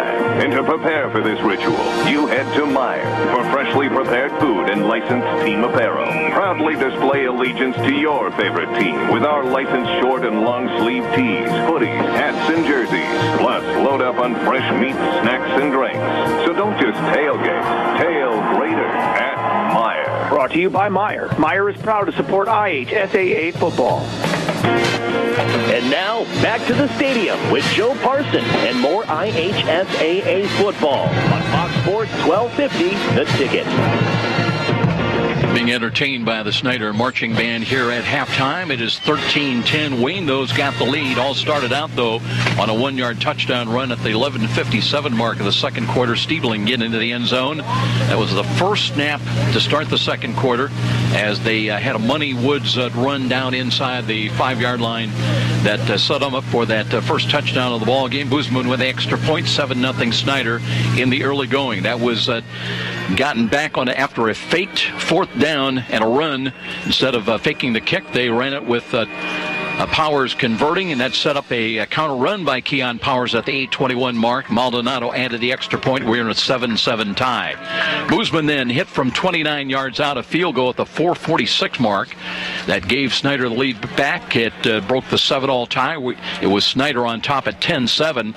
And then a fumble by Snider set up the Generals at the Snider 38-yard line. And in the dying moments of the first half, Powers on a little scramble run to his left side would find Austin Robertson just across the goal line at 6'5". Easy grab for him, a touchdown, 6 yards on the scoring toss at the 17-second mark. The extra point kick was blocked. That's where we are here at halftime at 13-10. We wait for the teams to come back out, and Tom Freistroffer will be checking in with head coach Kurt Tippmann on that change around that we saw in the dying moments of the first half when Snider looked like they might have a chance to go into the halftime dressing room on top, at least leading at 10-7. Instead, they trail at 13-10 here as we get ready to start the second half. We're going to step out for a 2-minute timeout, and we'll be back here to Spooler Stadium. This is IHSAA Tournament Football on Fox Sports 1250 The Ticket. You've heard the saying, it's all about the Benjamins. Nothing could be more true at Tom Steele Tire, where it's all about saving you money. For over 35 years, this family-owned business has been saving Fort Wayne drivers lots of Benjamins. Offering quality tires and ASE-certified mechanical service for your car, and that includes an oil change and tire rotation special, all for just $24.95. 2 convenient locations in Fort Wayne to serve you. Tom Steele Tire, not just a tire store, but a complete automotive center. If you are one of the many Hoosiers suffering for years from neck and back pain, we have good news for you. Did you know there are now new non-surgical approaches to easing, reducing, and even eliminating pain in the neck, back, and spine? You are invited to Aaron Chiropractic, located on Fort Wayne's northeast side in College Park, just off Delhar Road, to discover a new approach, a new treatment plan for pain relief and pain management. The start to a pain-free lifestyle may be just a phone call away. What are you waiting for? Call Aaron Chiropractic to set up an initial visit. Their number is 260-492-8811. One call. That can mean the return to a life without pain. Aaron Chiropractic. I'm Kathy, and I've worked for Midwest America for 10 years. I like to get to know the people that I'm helping or assisting. So to do that, I get to know things about their life that are happening, whether they are going on a cruise and how to save for that cruise, or whether they're going to have another child and what they're going to name those children, because you have to know their personal life in order to really help them meet their financial goals. Midwest America, all together, better. Sold. Those are the words you expect to hear when selling a home. And Rick Widman from Century 21 Bradley can give your family the advice, expertise, and satisfaction to fit your needs when buying or selling a home. With Rick Widman's 35-plus years of experience, you'll find an effective method to accomplish your goals, select the proper loan, and feel the comfort of your new home. When you think real estate, think Rick Widman at Century 21 Bradley, 260-704-6565. 704-6565. Be sure to ask for Rick.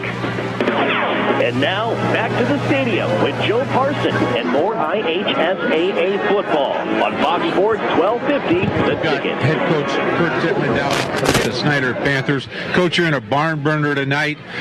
Your offense looked like they were moving the ball, at least in the air. Your offensive line was blocking, but the big turnover gave Wayne the touchdown. Do you think it's going to boil down to whoever's going to turn the ball over tonight? Well, I certainly hope not, because that's nothing we can do about that now. So we have to do a better job holding on to the ball and taking advantage of the opportunities. We've had 2 turnovers, both on good plays by us, and we give them field position or give them the opportunity to get the ball in the house.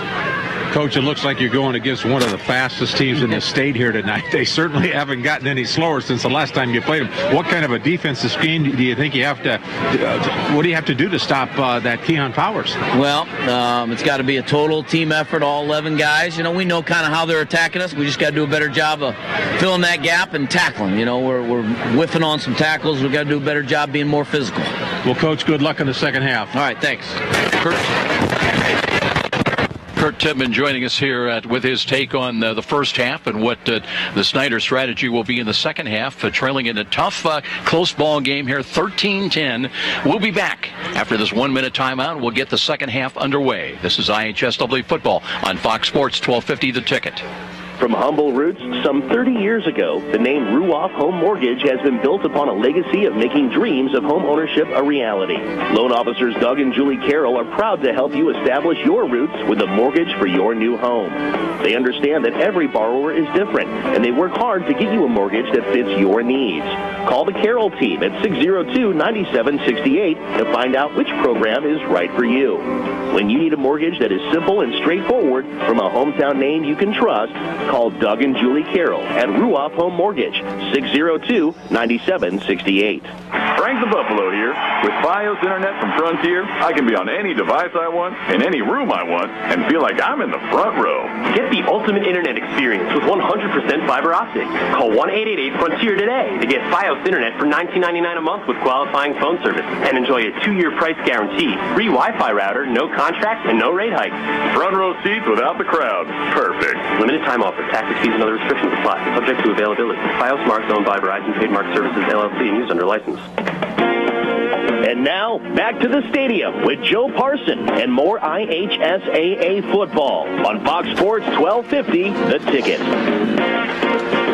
With Tom Freistruffer, Joe Parson back at Spooler Stadium. It's kind of an emotional letdown for the Panthers. We're in the lead, but 17 seconds remained, and suddenly it's Wayne on top at 13-10. So we'll see how the Panthers can respond. And, of course, Wayne with all that quickness and athleticism.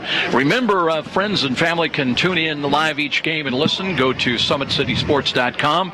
You can also be sure to catch a video replay beginning tonight at 11 o'clock at SummitCitySports.com, plus other games and highlights as well. Sounds so easy, Tom, when you talk to the head coaches. It's all about blocking and tackling. It does come down to that.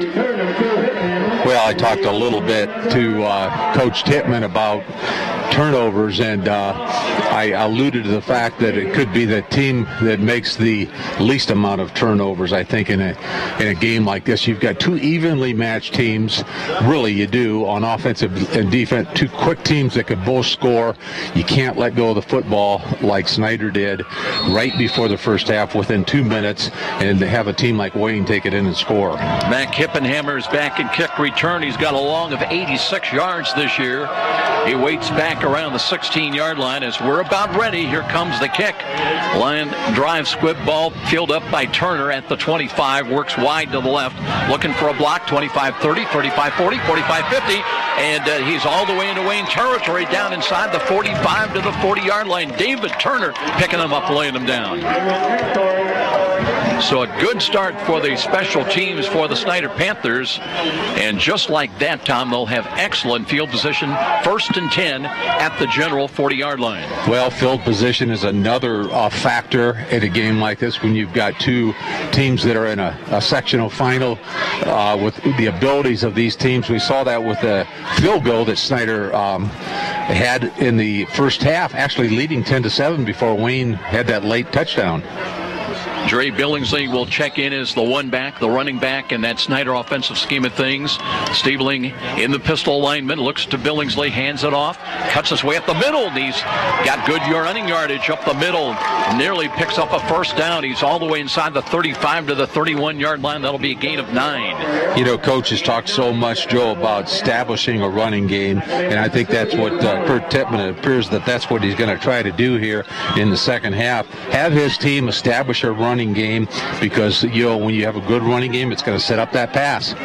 Second down and short yardage. Now they split Billingsley out wide. They've got Turner in motion right to left. They'll hand the play action fake. Stiebling keeps it, but is going to be dropped for a loss back outside the 35-yard line at the 35. Just an outstanding play by Austin Robertson, the defensive end. Austin Robertson scored the last touchdown right before the half. He plays tight end. Great athlete. The quarterback, Stiebling, looked like he was going to break it, but no, just the arm strength of Austin Robertson taking him down.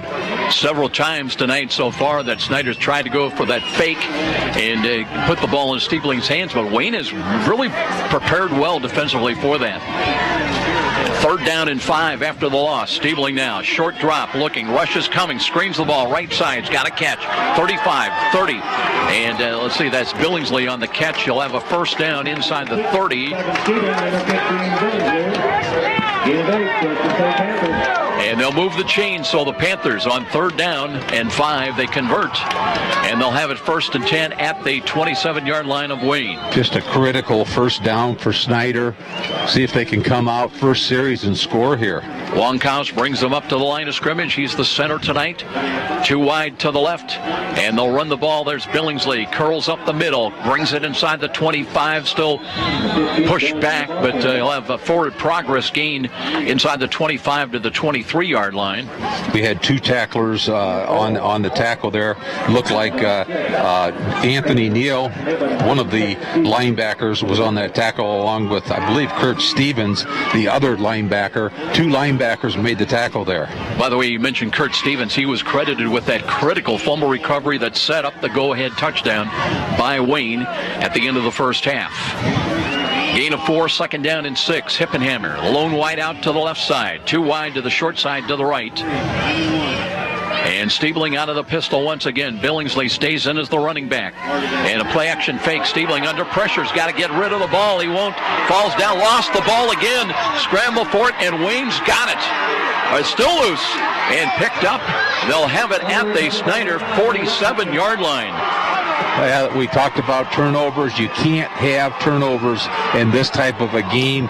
Stiebling went back in the pocket, and because the defense of Wayne is so quick, they did get him probably 10 to 12 yards behind the line of scrimmage. Just knocked that ball out, fumbled it around. Looked like 4 or 5 Wayne defensive players had their hands on the ball, Joe, and finally I think big Austin Robertson came up with the football. So the Generals leading it by 3 at 13-10 at the 9:32 mark, and now trying to press their advantage and increase that lead. Big Eddie Elder looks around at Keon Powers. Now they got Easterly in motion, left to right behind the line of scrimmage. Tight trips to the right. There was a couple of players in motion, I believe. This one may cost. It is procedure against the Wayne Generals. That'll cost them 5 yards. Wayne, as far as penalties, came in averaging just under 89 yards a game. In fact, they did win the ball game against North last week, but they had 13 penalties for 132 yards.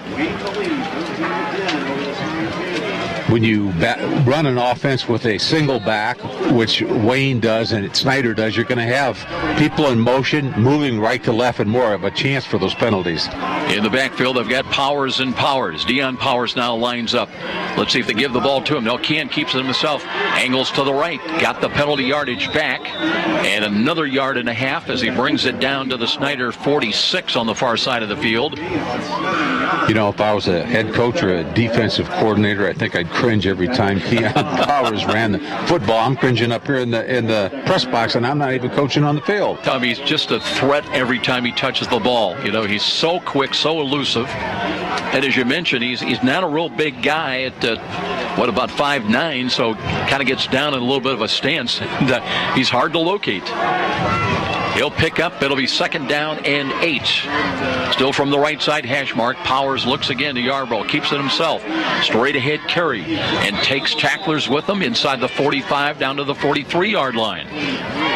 Wayne very successful on gaining yardage on each and every offensive play. Very few plays for yardages for loss here for Wayne High School here tonight. I think Snider's come up with a couple of big turnovers, but Snider's been able to move the football also. You know, Tom, I think that's what surprises me most. I mean, obviously his quickness, but Keon Powers, the driving ability even to carry tacklers with him for extra 2-3 yards after the point of contact.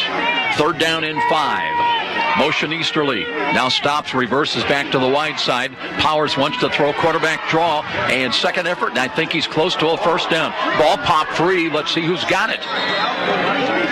They may have lost the 1st down on that fumble late. Ball will be inside the 39-yard line, but it will be the Generals. They'll still possess the football. It'll be 4th down and 1. Big Jock Thomas, the offensive guard for the Wayne Generals, pounced on it. Wayne's been a little bit luckier pouncing on those fumbles here tonight as opposed to Snider. That's a great point, Tom. They've been the quicker reacting team tonight a couple of times. 4th down and 1. Big play early in this 3rd quarter, and Powers pushes straight ahead. Did he get there? I think he did. Got to about the 30, inside the 38, close to the 37. Snider thinks they've stopped him, and they're coming off the field. No indication yet by the officials, really.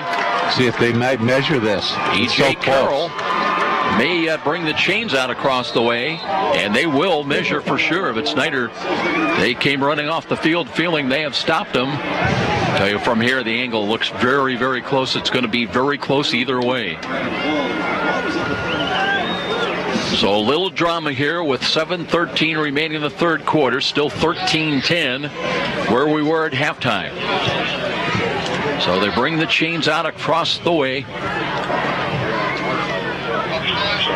And they'll stretch it out, and indeed, Snider has held. So a big 4th down stop by the Snider defense after that fumble gave Wayne possession of the ball to Snider 47. That's a huge stop for Snider. Snider's got the football, because if Wayne High School would have gotten the 1st down, they're down on the 37-yard line of Snider, already up in the football game here. We've got 7:13 left in the 3rd quarter. Wayne 13, Snider 10. Well, now Isaac Stiebling going back to work. He'll open up with an empty backfield, 2 wide either side of the field. And Thornton in tight to the right side. Play action fake, wants to throw. Checks off, screens the ball right side's got to catch at the 30. Little stop and go move. That's Hippenhammer looking for running room. Got to the 35, and I believe he's going to lose a little yardage. We've got defensive back Kai Black, who's really very, very fast. He plays outside linebacker, on the left side. Very few teams are going to get outside Kai Black. Looks like he's playing to the power here, going to the right side of the field this time. No gain that last play. 2nd down and 10. Stiebling again. Defense blitz there. They run the ball. Here's Woods looking for running room. Cuts it up to the 40-yard line and carried tacklers across the 41, close to the 42-yard line. And it'll bring up a 3rd down call for the Panthers, trying to get out to their own, just short of the 48-yard line this snap. Looks like Braxton Riley, who plays linebacker, kind of comes in and out for the Wayne Generals. Had a nice open field tackle there. At times, we've seen the Panthers, Tom, work with 2 tight ends in the ball game. They bring in Russell Davies once again. He's tight to the right. In fact, 2 tight ends, unbalanced line to the right. Malik Bradley. Now they flip-flop him to the wide side, to the left. Play clock is at 5, and they'll run the ball. Here's Money Woods. Money Woods, second effort, still pushing the pile forward. I don't know if he got there. Got to cross the 48. That's awfully close. It'll depend on the spot of the ball. Money Woods had forward progress. Actually, he was carrying a couple of Wayne players until big Austin Robertson, 250 pounds, came in on the tackle, and that was about as far as Money Woods was going to go. He did get enough, though, for the first down. They moved the chain, so improving field position for Snider. They've got it at their own 49-yard line now. They'll stay with the ball at the right side hash mark for Stiebling. And he takes the snap again. Read option. Gives it to Woods. Woods curls to his left. Gets into Wayne territory. Picked up about 4 yards. Got it down to about the 48-yard line. Money Woods, a young man that just a sophomore, 5'8", 160, kind of built a little bit like Keon Powers as far as same stature. Very talented runner. Gets 4 yards, second down and 6. Turner up in the slot to the left side. Split wide at him is Malik Bramley. And they'll look again. Here is Woods. Slipped a little bit. Did not hit. The knee did not hit, though. Kept enough of his balance, and he's close to another first down. Right around just outside the Wayne 41. Maybe closer back to the 42. Money Woods has got balance is what he's got. He looked like he was down, but his knee didn't touch the ground. And I think Snyder's got a first down on the, or we got 3rd and 1 here? Got 3rd and just about a yard. Game moving along. We're at 4:38 remaining in the third quarter. We've had no score. At halftime, it was 13-10 Generals. Blitz coming defensive left side. And here is the run. And there is Billingsley as he keeps his balance and carries inside the 35 down to about close to the 30-yard line. Billingsley, a little bobbing and weaving. Well, Billingsley is bobbling off the field here, kind of hobbling is the word I should say. Hopefully he's okay. He's the leading rusher, and that's the luxury you have when you've got some good tailbacks like Money Woods and Billingsley. So Woods comes back into the ball game. We'll see if Billingsley can come back in, but Woods will get the call, looking for running room to the right. Slips out of a tackle at the 29. Now there's a penalty flag as Woods carries the ball down close to the 25-yard line. Looks like that penalty is going to go against the Snider Panthers. I think it might have been holding on that particular play. Tom, there really have not been all that many flags here tonight. That one, though, will work against the Panthers.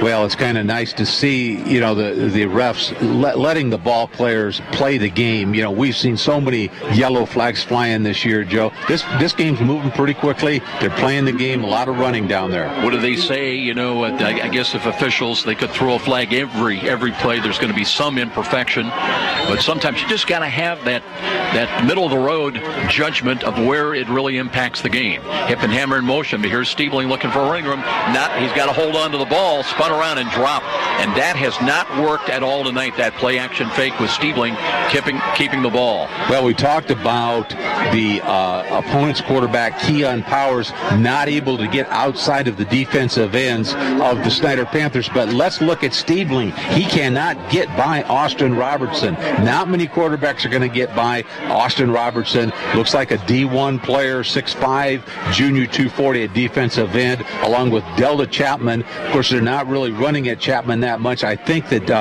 Robertson is flip-flopping on each play here. That's a loss all the way back to the Wayne 42-yard line. It is second down and 22. There was encroachment up the middle, and Eddie Elder, when you're 340 or more, when you get caught, you get caught. Well, Eddie Elder goes 360 pounds in the middle. Watch the football. Watch the football. Don't listen to the count. Young men, watch the football. Well, Snider, that benefits a little bit. Now it's second down and 17. trying to see if Billingsley, if they're working on him on the bench, or anyway, here is Stiebling wanting to throw, looks to the left side, he's got a high ball, incomplete. That was over the head. Malik Bramley, even at 6'3", trying to catch it on his fingertips on a cold night, and now it's 3rd down and long. Well, that was really a shame that Isaac Stiebling could not complete that to Malik Bramley, because you don't see that very often in this type of defensive game. Bramley looked like he was wide open. 3rd down and long with the ball at the 37. 2 wide to the right, the wide side of the field. Stiebling looking at blitz coming, defensive right side, looks and under pressure. They've got him again, sacked and wrapped up back around midfield at the 49 of Snider. And there's that guy Robertson once again for the Generals. Well, if there's a player of the game for the Generals, I'd have to say, or just a player of the game, period, Austin Robertson is all over the field. He's had a touchdown catch and a couple of sacks now on this Snider series that had so much promise, but now they'll have to punt the ball away. Trent Morgan, I believe, in the punt at the Snider 37. And here comes the snap, and the kick is away. That might have been partially blocked. Hits inside the 35, takes a bit of a Panther roll down inside the 30 to about the 26. But it'll be Wayne getting the ball back with just 2:17 remaining in this 3rd quarter. And still the Generals holding on to that 13-10 lead that they had at halftime. Wayne Generals came out to play football tonight along with the Snider Panthers. Wayne Generals really tightening their belts on defense. Austin Robertson just unstoppable at 6'5", 270, having a great game at defensive end for the Wayne Generals. Yeah, monster effort both sides of the ball. Wayne ready to take the snap. They were short a man. That was Deion Powers coming in a little bit late. Play clock is down to 14 now, but Wayne up to the line of scrimmage. Keon Powers, I believe that's Yarbrough in as the running back, flanked to his left, out of the shotgun formation.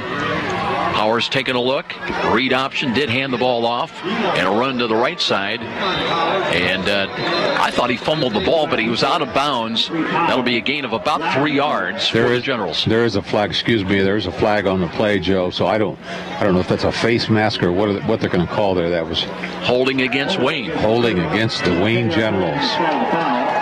Well, we mentioned the penalties coming in. Snider been averaging 66 yards a game in penalties. They had 7 for 50 yards at Huntington North. But Wayne averaging just short of 89 yards a game. And last week against Northside, they had 13 yellow flags for 132 yards in penalties. This one backs them up. It remains 1st down with the ball at, they'll back inside the, right around the 16-yard line. 1st and 20.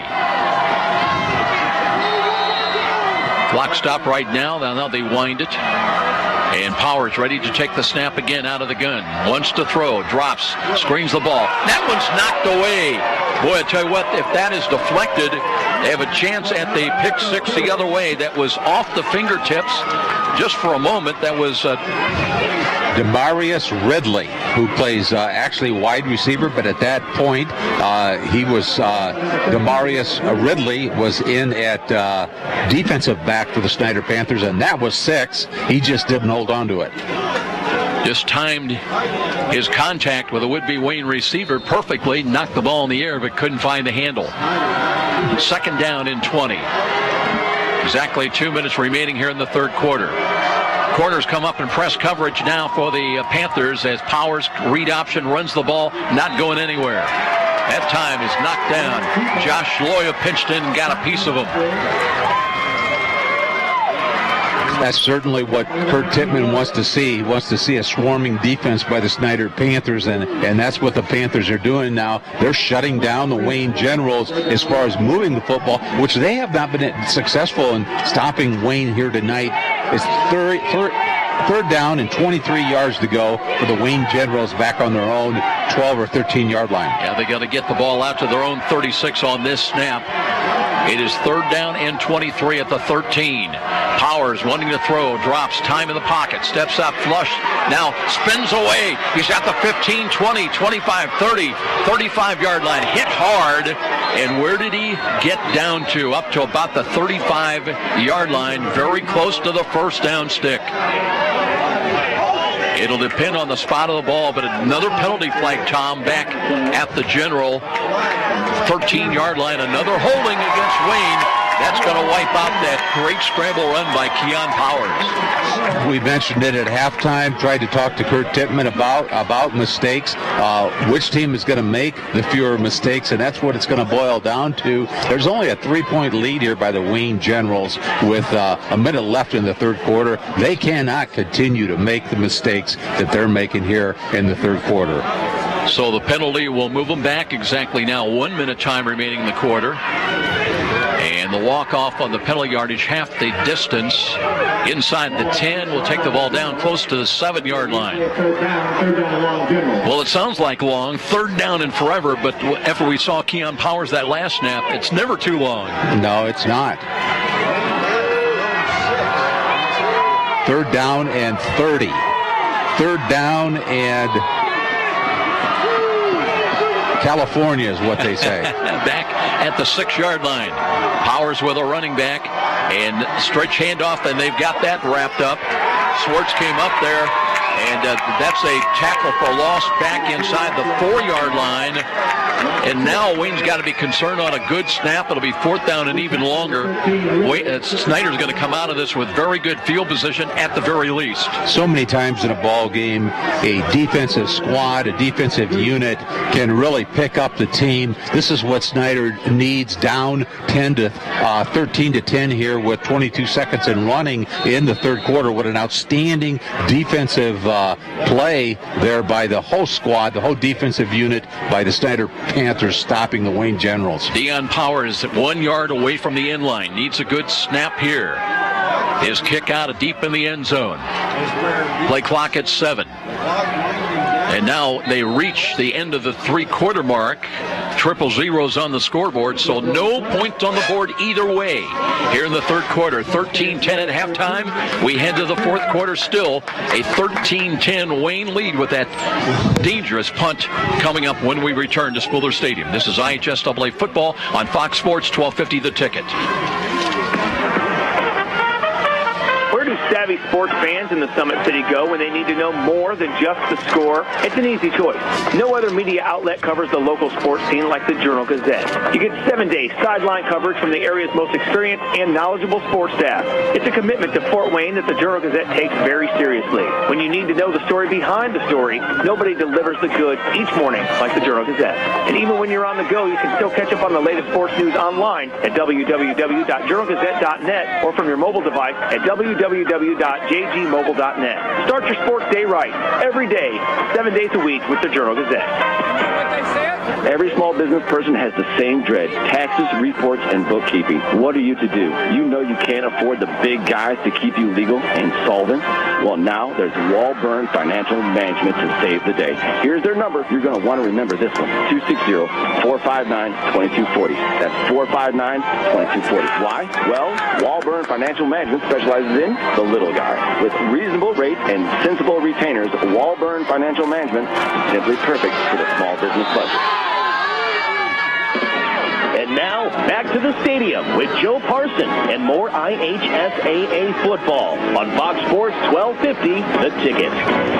Snider a little bit over anxious just on that snap, so that creates a little more breathing room where the Generals' ball will come out to the 9. Still, it'll be 4th down, and Deion Powers only about 3 yards deep now into the end zone. Don't forget the Walburn Financial Management postgame show coming up, providing bookkeeping and tax services for the little guy. Kick is away. Bates locates back at his own 45, slips a bit, works midfield, 45, 40, splits the defense, cartwheels forward inside the 35, down to the Wayne 34-yard line, and here come the Panthers now. Great opportunity, trailing it still here at home at 13-10. Was that Deion Powers that punted that? I cannot believe what a great punt. He was back down on almost the 1-yard line. I think that the ball was punted up to the 50 or past the 50-yard line. They did a great job, and win not a factor here tonight. Unlike a week ago. Stiebling now brings his team, his offensive unit, out on the field. They'll work from the right side hash mark. 1st and 10 from the 35-yard line. Russell Davies in. He's tight to the left. A lot of times tonight they've worked with 2 tight ends in there with Thornton. But not right now. David Turner comes in. And we had a bit of a delay for an equipment problem, I believe, for one of the generals, one of the defensive linemen up there. But we're ready to go to work right now. 1st and 10. Stiebling hands the ball off. Woods up the middle. Spins his way down to about the 32. He'll pick up 2, maybe 3 yards. Anthony Neal filling in at linebacker, or filling the hole at linebacker. Anthony's a starter at the outside linebacker. Just a nice tackle there. T.J. Mitchell was the Wayne player in and out for one play now. Here's Woods off tackle. Works inside the 30. Got it down to the 29, maybe the 28. See big Eddie Elder in the middle. We talked about Eddie. He's the offensive center. Goes 370, and they've got him in at defense. The Wayne General's doing a nice job in the middle. Panthers with the ball now at the 33. They've got 3rd down and 4. May feel like they're in 4-down yardage area as Woods takes the ball again, and this time he's not going anywhere. Maybe got back to the line of scrimmage as wrapped up that time. Kurt Stevens got in there, had some help as well, and it'll be a 4th down call and a decision for the Panthers now with 10:44 remaining in the season for one of these 2 teams. They'll mark it at the 30-yard line. It'll be 4th down and a long 4. Almost 5 yards now. Bramley, the lone wide out to the left side. Stiebling on the money with his pinpoint passing in the first half. We've not seen a lot of that here in the second half. Play clock is down to 11. And let's see, Panthers going to have to burn a timeout. They looked a little bit confused about what they wanted to run, so we'll step out. 10:17 remaining in this ball game. 13-10, still Wayne on top. This is IHSAA Tournament Football on Fox Sports, 1250 The Ticket. Next time you're downtown and needing to feed your sweet tooth, you're just a few steps away from Rudy's. Fort Wayne's perfect location for stocking up on those famous to brands gourmet chocolates the Summit City is famous for. Rudy's is located just catty corner from the main entrance to Parkview Field. In fact, Rudy's is a great place to meet up with friends before an event at the ballpark. There's even outside patio seating, ideal for relaxing after work. With a wide assortment of adult beverages and aromas to choose from as well, Rudy's, distinctly different in downtown Fort Wayne. And now, back to the stadium with Joe Parson and more IHSAA football on Fox Sports 1250, The Ticket. Here we go now. The Panthers on 4th down and let's call it 5. They've got to reach their Wayne 25 on this snap of the football. David Turner comes out wide to the right. He's up in the slot to the right side, the short side of the field. Bramley wide left. Here's Stiebling barking out the signals. And takes the snap, and penalty flags right before the snap. Referee Jay Carroll threw one. Got the Wayne Generals clapping their hands. It looks like it could have been, illegal false start against Snider. Going to take them back 5 yards. So 4th down and 10 now with the ball back at the 35. Let's see if that brings about a change in strategy, whether they punt the ball away with 10:16 remaining and try to play field position. Looks like they might. Yeah, there's plenty of time on the clock. I think it's smart for Kurt Tittman with 10:16 left here in the 4th quarter to punt the football. See if they can nail Wayne down in the red zone, down behind the 10-yard line like they did on the last series. Trent Morgan comes in to punt the ball away, waits at the 47. He's kind of cheating up a little bit, though. Let's see if they've got a fake or something. No, they will kick the ball away, kind of rugby-styled it. That is going to be fielded by Bates, and he grabbed it inside the 10 at around the 9 or the 8-yard line. They're going to mark it right at the 10. So Wayne will go back on offense. 10:09 remaining in this ball game. Wayne still holding on to that tenuous 13-10 lead. Both teams have been able to move the football tonight. Snider is at home playing Northrop. let's see if Wayne can move the football with the exclusion of that last series. Wayne has been moving the football very well tonight. Now ball security becomes even a more critical factor the later we get into this ball game. They've got an offset eye to the left side. They'll run the ball. I believe that was Yarborough fighting for yardage across the 10 up to about the 12-yard line. Not a lot there. Stingily yielded by the Panther defense. Gain of a couple. For those that have just joined us, Wayne scored within 2 minutes left in the first half. Went up 13-10. No score in the third quarter.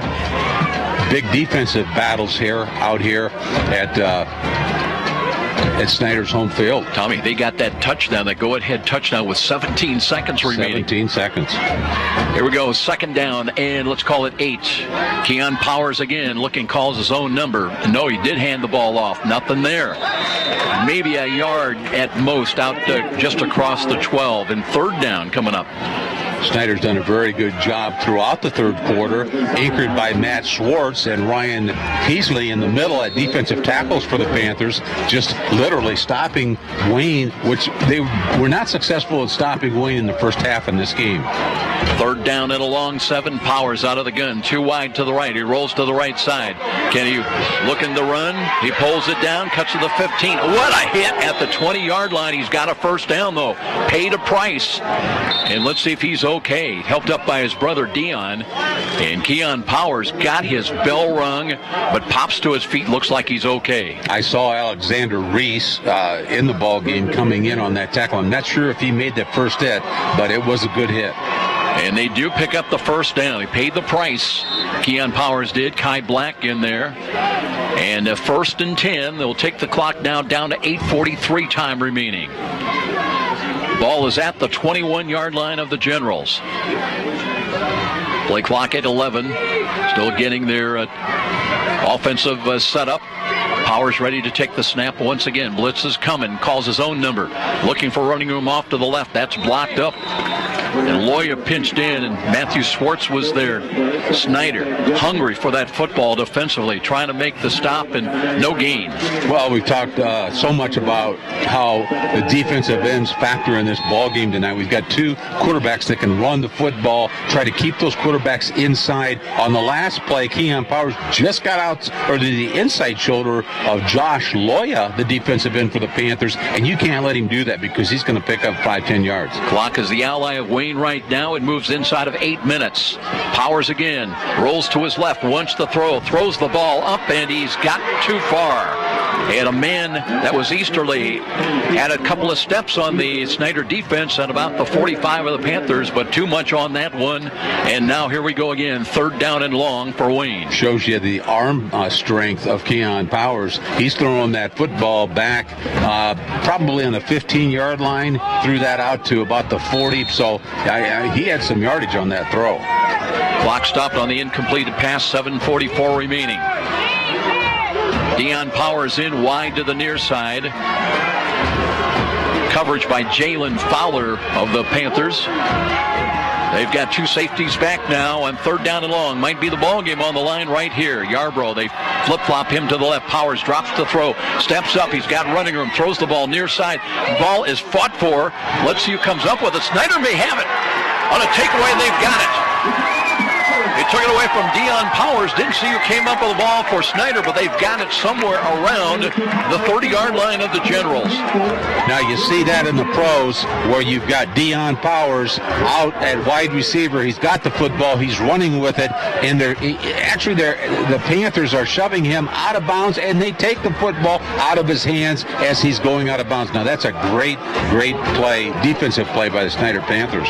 So now it's a turnover that puts the Panthers in position to get the lead back. They trail it by 3. The crowd coming alive. Clock at 7:36 in the fourth quarter. Stiebling, empty backfield once again. Too wide either side of the field. Has motion, and now a penalty flag. He was moving his feet. And let's see, that's procedure against the Panthers. E.J. Carroll, our referee, threw the flag, and 1st and 10 becomes 1st and 15. Panthers cannot make these mistakes in this type of a ball game. They are down 10-13 by Wayne out here at the home field of the Snider Panthers. Snider cannot make these motion mistakes and continue to take 5 yards on the penalty. Dre Billingsley comes back in the ball game, but they split him wide. They'll stay with the empty backfield, 2 wide either side of the field.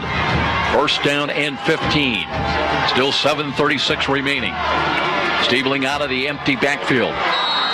He's got to keep the feet steady once he takes the ball. He's dancing around again back there. Looks, hands it off to Hippenhammer. No, keeps it himself. Hippenhammer angling down the right sidelines and tiptoes inside the 30. Pushed out of bounds somewhere around the 26. Stiebling, pretty good job of faking that on the read option. Did hand it off to a Hippenhammer, who sweeps to the right and stepped out of bounds. Tom, let's see, he'll pick up 5 yards. So got a lot of that penalty yardage back. It's 2nd down, let's call it 6. And here is a runoff tackle to the left. That's inside the 25, down to about the 24-yard line. Looks like linebacker Anthony Neal made the tackle. Anthony Neal, along with Kurt Stevens, 2 top tacklers for the linebacker corps of Wayne High School. Panthers trying to play up-tempo if they can. There's a penalty flag thrown as Snider is coming up to the line of scrimmage. You believe the back judge is talking to referee E.J. Carroll, and we'll get the call. It was, illegal shift?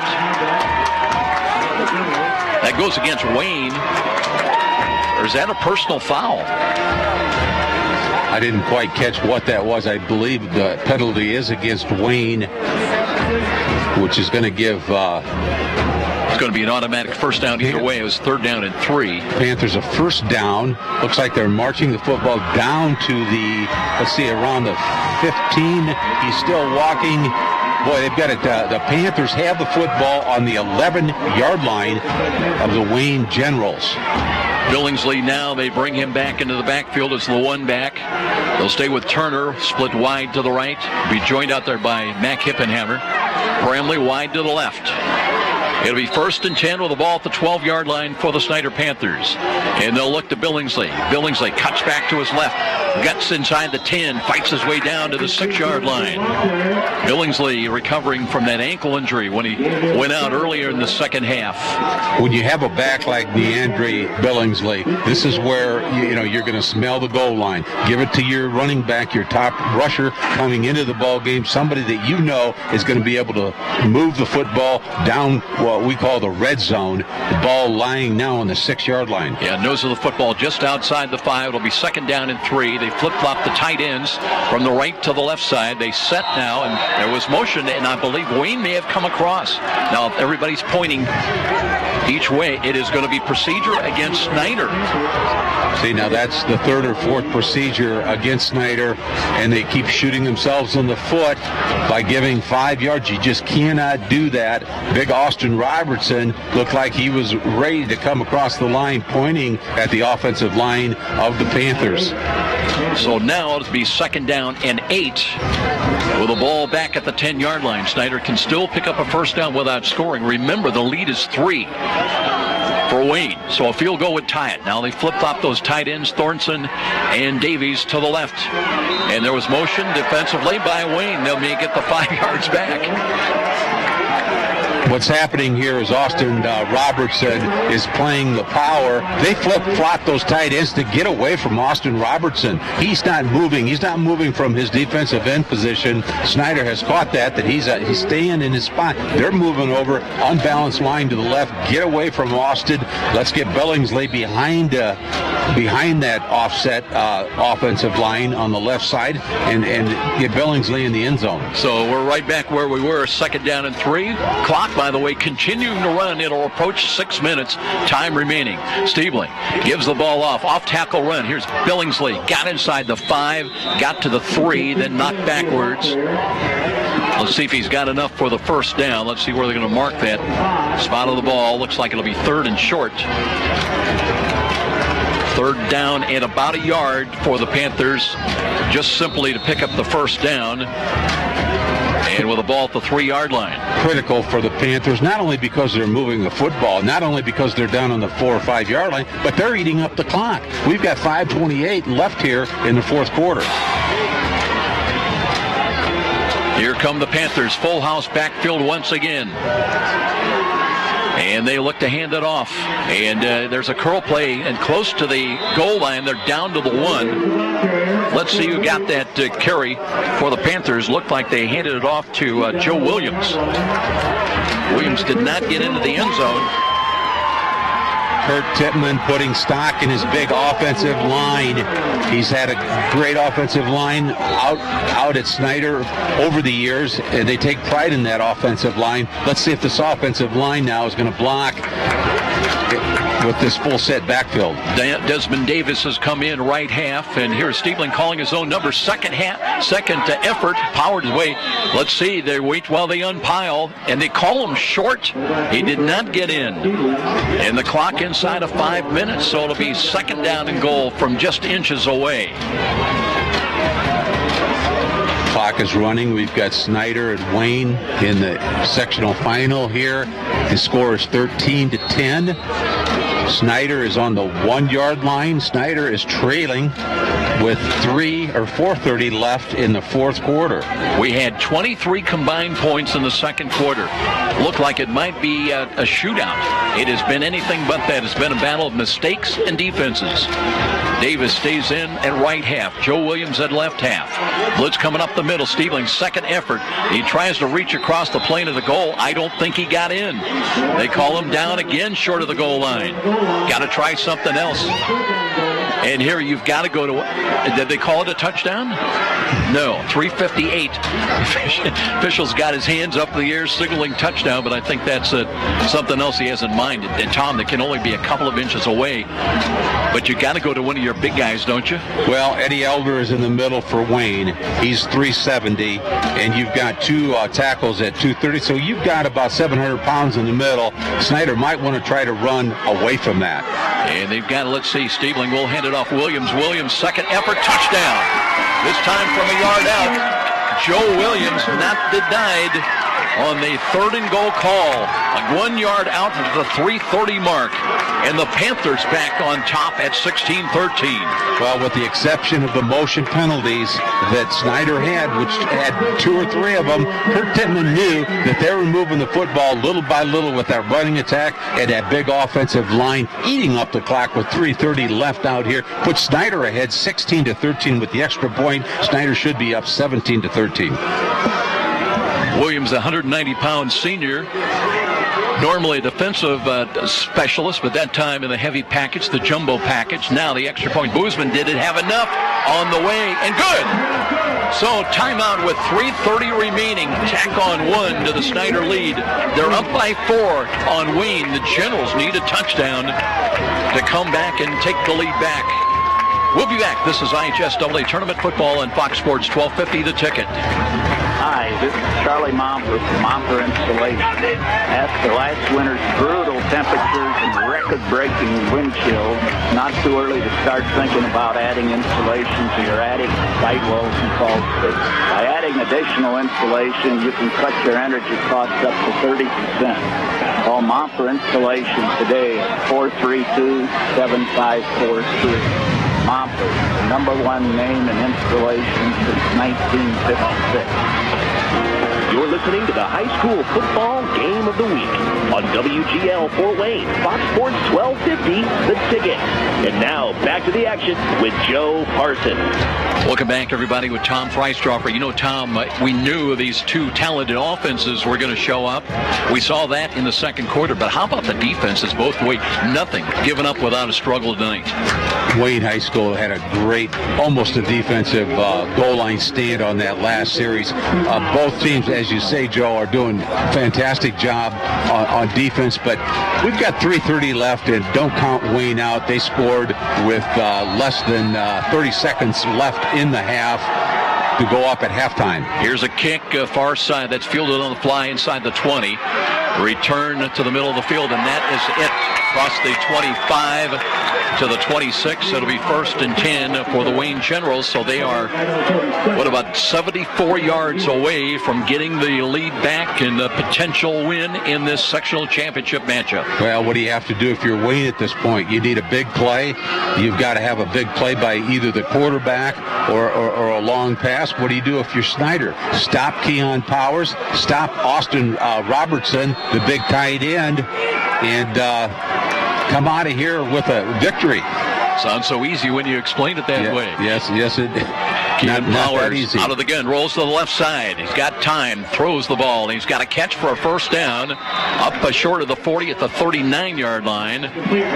Bates had the coverage that time, but on the money with the throw, so they'll move the chains, and here come the Generals with improving field position. You know, you talk about a quarterback that can think on his feet. Keon Powers, he can run to his right, he can run to his left. The defense has to respect Keon because of his running ability, but he can throw it split second at the last second and complete it. Tom, you talked about it earlier. Right-handed quarterback rolling to his left, not an easy throw to make. This time he fakes the handoff. Powers brings it up a yard to the 40-yard line. Well, you've got a pumped-up Snider defense here. No points scored in the third quarter. I think it's going to be a little more difficult for Keon to run up the middle. Run to the outside, Keon. You can throw on the run, either to your right or your left. Get that open receiver. Either hit a 15, 20, 25-yard pass here.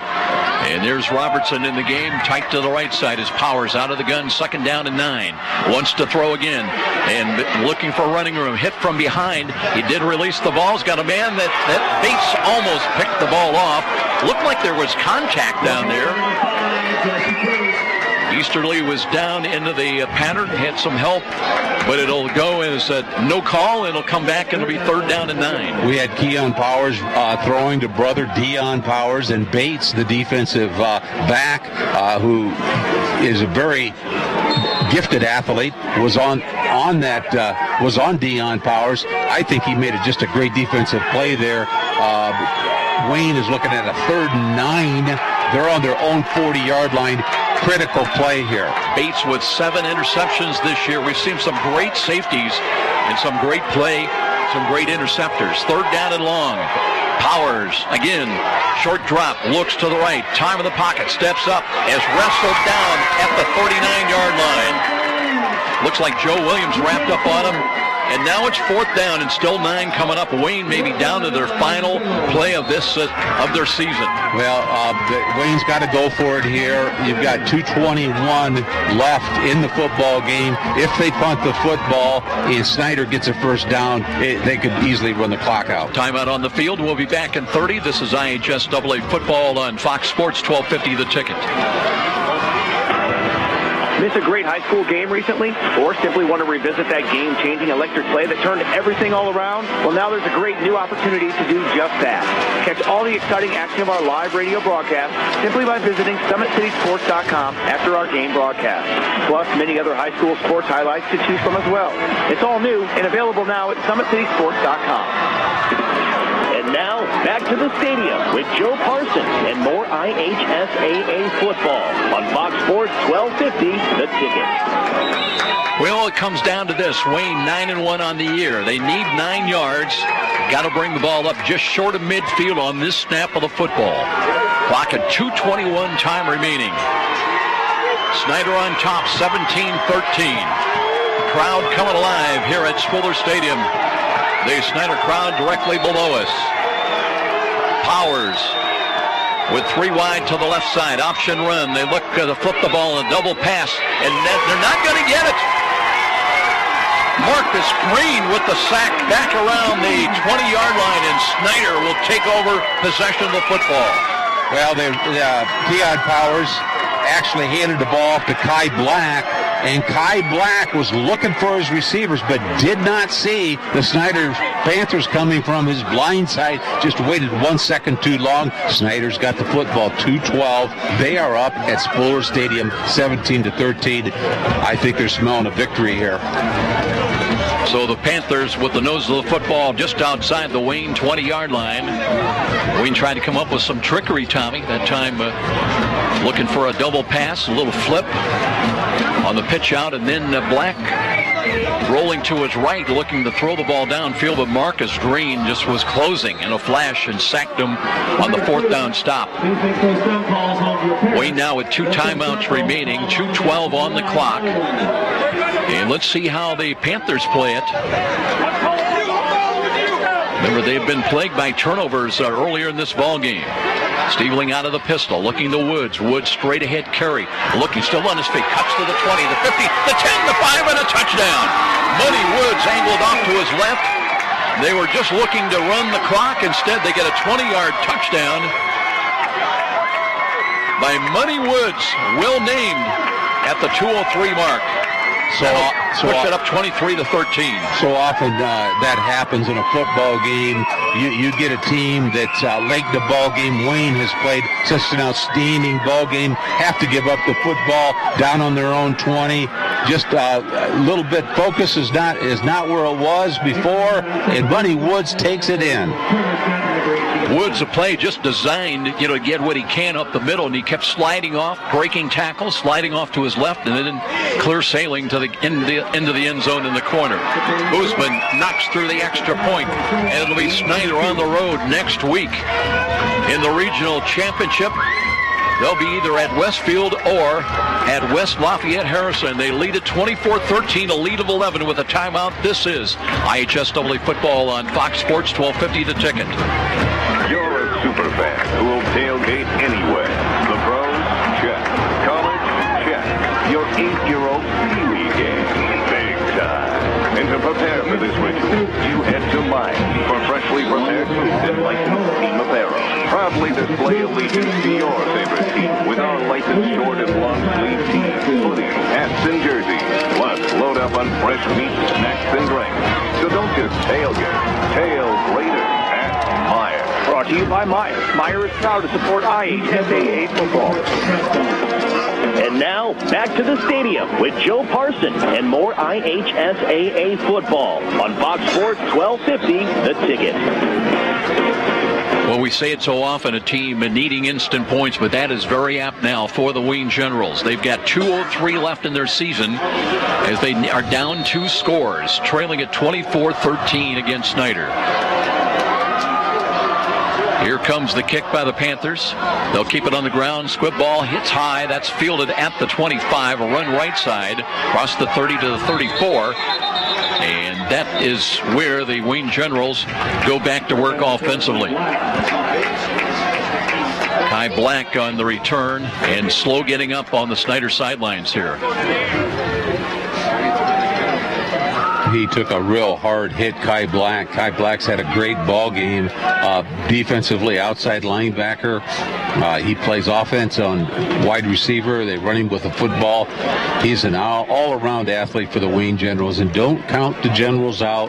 1:58 left here at Spuller Stadium. The ball is on the Wayne 35-yard line. Can they score? Yes, they can. They can score within a minute here. Robertson sent wide this time to the near side. Jalen Fowler at 5'10" will have the coverage on the 6'5" wide out.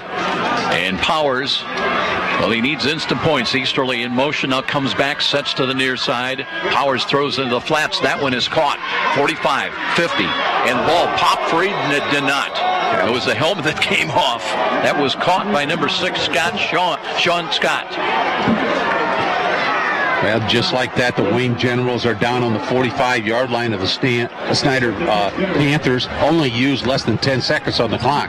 Sean Scott on that reception, and so now they've got it at the Snider 46. Clock is stopped while they move the chains. 1:48, it begins to move again. And here comes Keon Powers trying to come up with something big for the Generals. Wants to throw again. Flush to his left. looks, throws long. He's got a man downfield. That ball was nearly caught by Easterly. He turned him around a little bit. It was thrown to the outside. Easterly tried to rotate about 180 degrees and had it for a moment, but could not secure it. I think because Easterly rotated at the last minute, he didn't expect the football, but it was put right on the numbers. Easterly should have caught that football. Wayne would have the football down, first down on the 20-yard line. Play clock has not yet started. 1:35 on the game clock with the ball still at the 46 of Snider. 2nd down and 10. Wayne coming up to the line of scrimmage. Now the play clock runs to 16. Powers ready to take the snap. He's got it. Looks, screens off. Ball chipped into the air. Falls incomplete. Straight up in the air. Was that Schwartz who got a hand on the ball?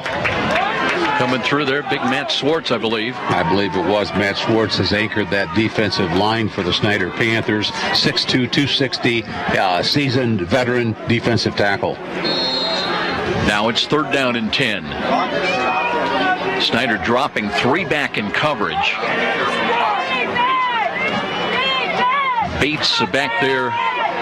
They're dropping another safety back around the 30-yard line. For Powers, looking, screens the ball to the left side. And they'll have a gain inside the 40. Still fighting. Whistles have not blown. They're short of the first down by a couple of yards at the Snider 37. And the clock runs down to 1:17 time remaining. So it'll be 4th down. Yeah, 4th down, let's call it. Let's see where they're going to spot that ball. Right about the 37. It'll be 4th down and a long yard. Closer to a yard and a half. Wayne's trying to stay alive. Robertson in tight to the right side. Powers, let's see if he calls his own number. No, he wants to throw. Stumbles a little bit, looking for running room. Still looking on his feet, and they've got him trapped. Schwartz has him for a 4th down stop back outside the 40 at the 43, and Snider will take over the football with 44 seconds remaining. 44 seconds out here at Spooler Stadium. We've got the score: Snider Panthers 24, Wayne Generals 13. We had Money. Who scored the last touchdown? Money Woods scored the last touchdown for the Snider Panthers, putting the Panthers up 24-13. Wayne has to give up the football here. Snider's going to run out the clock with a victory in a sectional final, 24-13, with 44 seconds left in the 4th quarter. I think Wayne does have at least 1 timeout, maybe 2 timeouts left, but down 2 scores, 44 seconds remaining. They're going to take the victory formation, Stiebling in the middle. Desmond Davis back there, but he's just going to take a knee. And Wayne, maybe they don't have a timeout because they're not need to take one more snap of the football. Remember, on October 17th at Wayne Stadium, it was 41-32 Generals. But Snider has rallied. Remember, they trailed at halftime on that amazing touchdown pass to Robertson with 17 seconds remaining, and that is going to do it. Wayne out of timeouts. They can't stop the clock, and this one will go into the books as a Snider 24-13 victory. And it's on the road next week for the Panthers, either to Westfield or to West Lafayette Harrison. 24-13 the final. We'll be back after 3 minutes with our post-game presentation. This is IHSAA Tournament Football on Fox Sports, 1250 The Ticket. Seasons are changing, so it's a perfect time to finally put into action that fence upgrade to your yard. You know, the one you talked about doing all summer long. Well, Arrow Fence can help make that yard project get going in easy, efficient style. Arrow Fence is a family-oriented business. They've been a Fort Wayne fixture for over 50 years. You know that they've got to be good to be around that long. Yes, sir. Arrow will design and install your quality treated wood fence, and you can rest assured it won't rot, it won't warp, or they can design one in elegant ornamental iron, or give you maintenance-free vinyl or chain link if that's your fence of choice. Residential or commercial, Arrow does it all. Give them a call, toll free at 1-800-879-1398. 800-879-1398. Don't take a chance. Make your fencing choice Arrow Fence. 318 Edgewood Avenue on Fort Wayne's near north side. Arrow Fence. Hi, this is Tim Rooney. For over 30 years, I've been helping people just like you meet their investing hopes and dreams. For individuals in a high-income tax bracket, that may mean investing in tax-free municipal bonds. For others, we may just help them pick their best investment options inside their own 401k plan.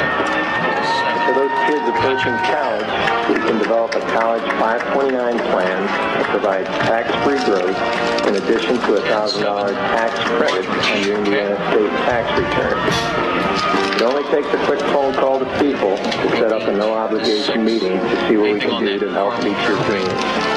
Just call us at 260-459-3989. Okay, buddy. I appreciate it. 260-459-3989. And be sure to ask for Tim. Experience Fort Wayne's French Quarter this weekend at the Bourbon Street Hideaway. Step down into New Orleans, the city of jazz, of seasoned Cajun cuisine, of a relaxed way of life. Discover an authentic Louisiana experience.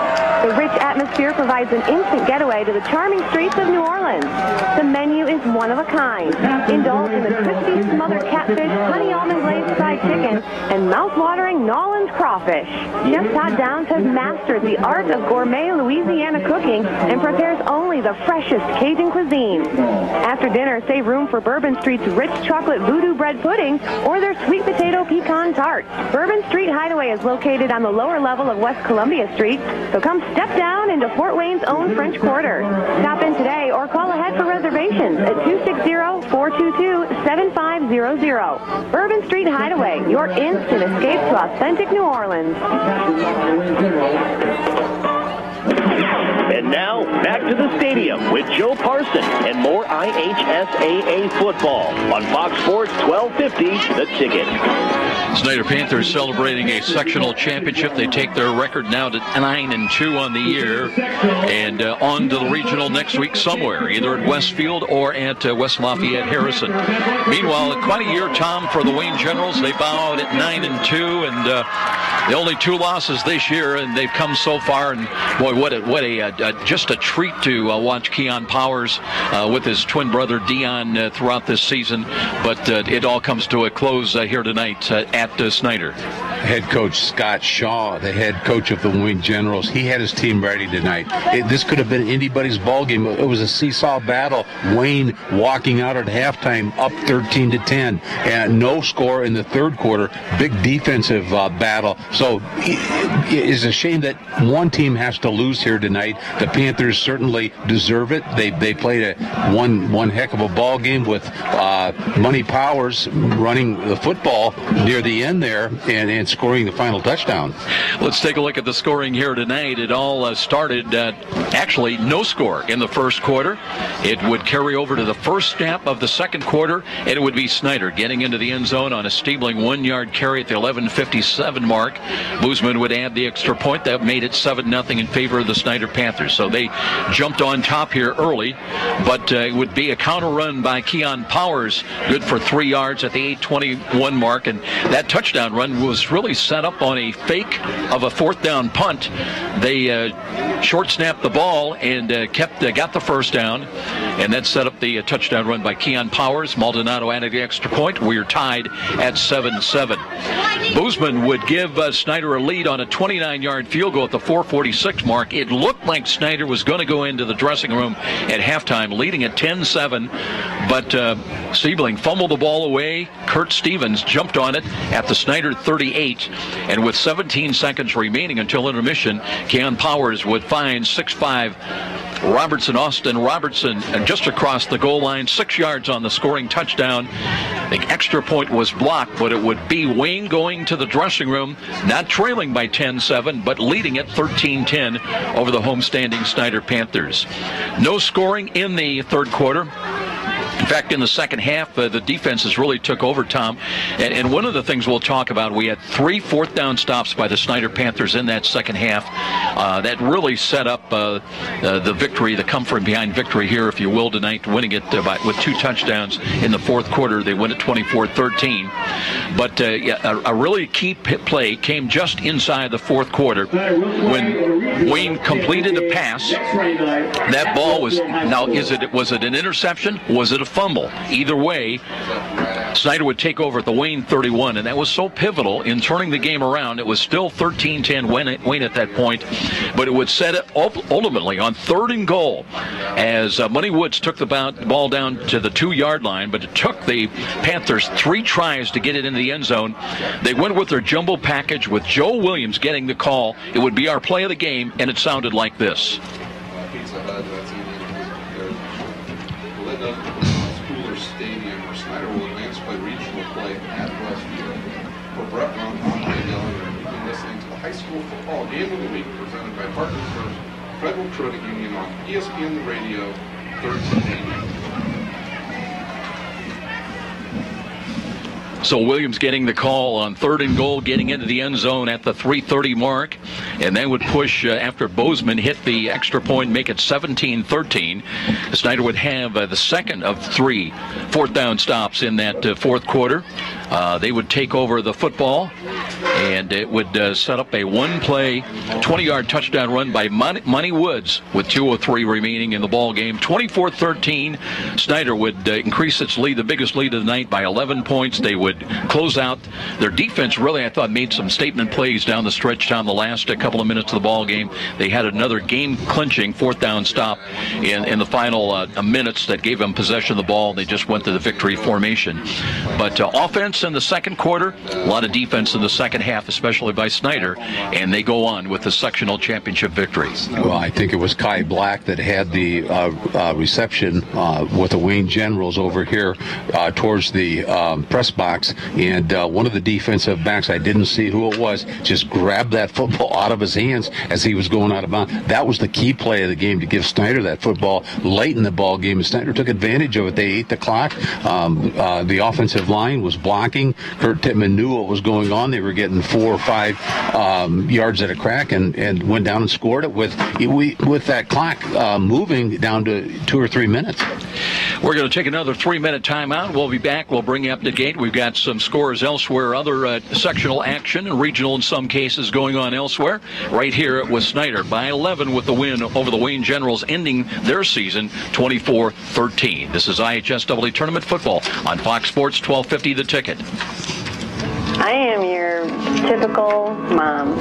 Christy Newhouse for the Parkview Heart Institute. You know, I'm entrenched in my kids' lives, and I eat a healthy diet, and I'm actually probably the last person you expect to have a major heart event like this happen. One day last year, Christy awoke to deep pain in her chest and jaw that later spread to her arm. I ended up going to Parkview's ER, and they told me I was having a massive heart attack.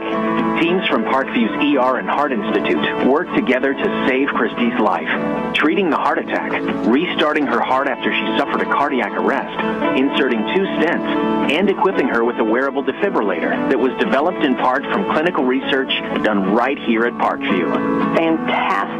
Fantastic care. To learn more about Parkview's life-saving cardiac care and research, go to parkview.com. Parkview Heart Institute. Not for profit, all for you.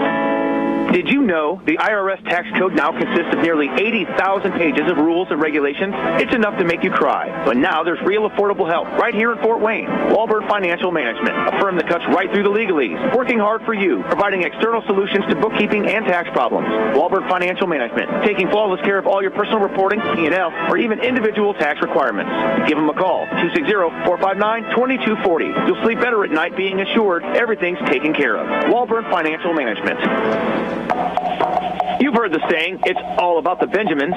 Nothing could be more true at Tom Steele Tire, where it's all about saving you money. For over 35 years, this family-owned business has been saving Fort Wayne drivers lots of Benjamins. Offering quality tires and ASE-certified mechanical service for your car, and that includes an oil change and tire rotation special, all for just $24.95. 2 convenient locations in Fort Wayne to serve you.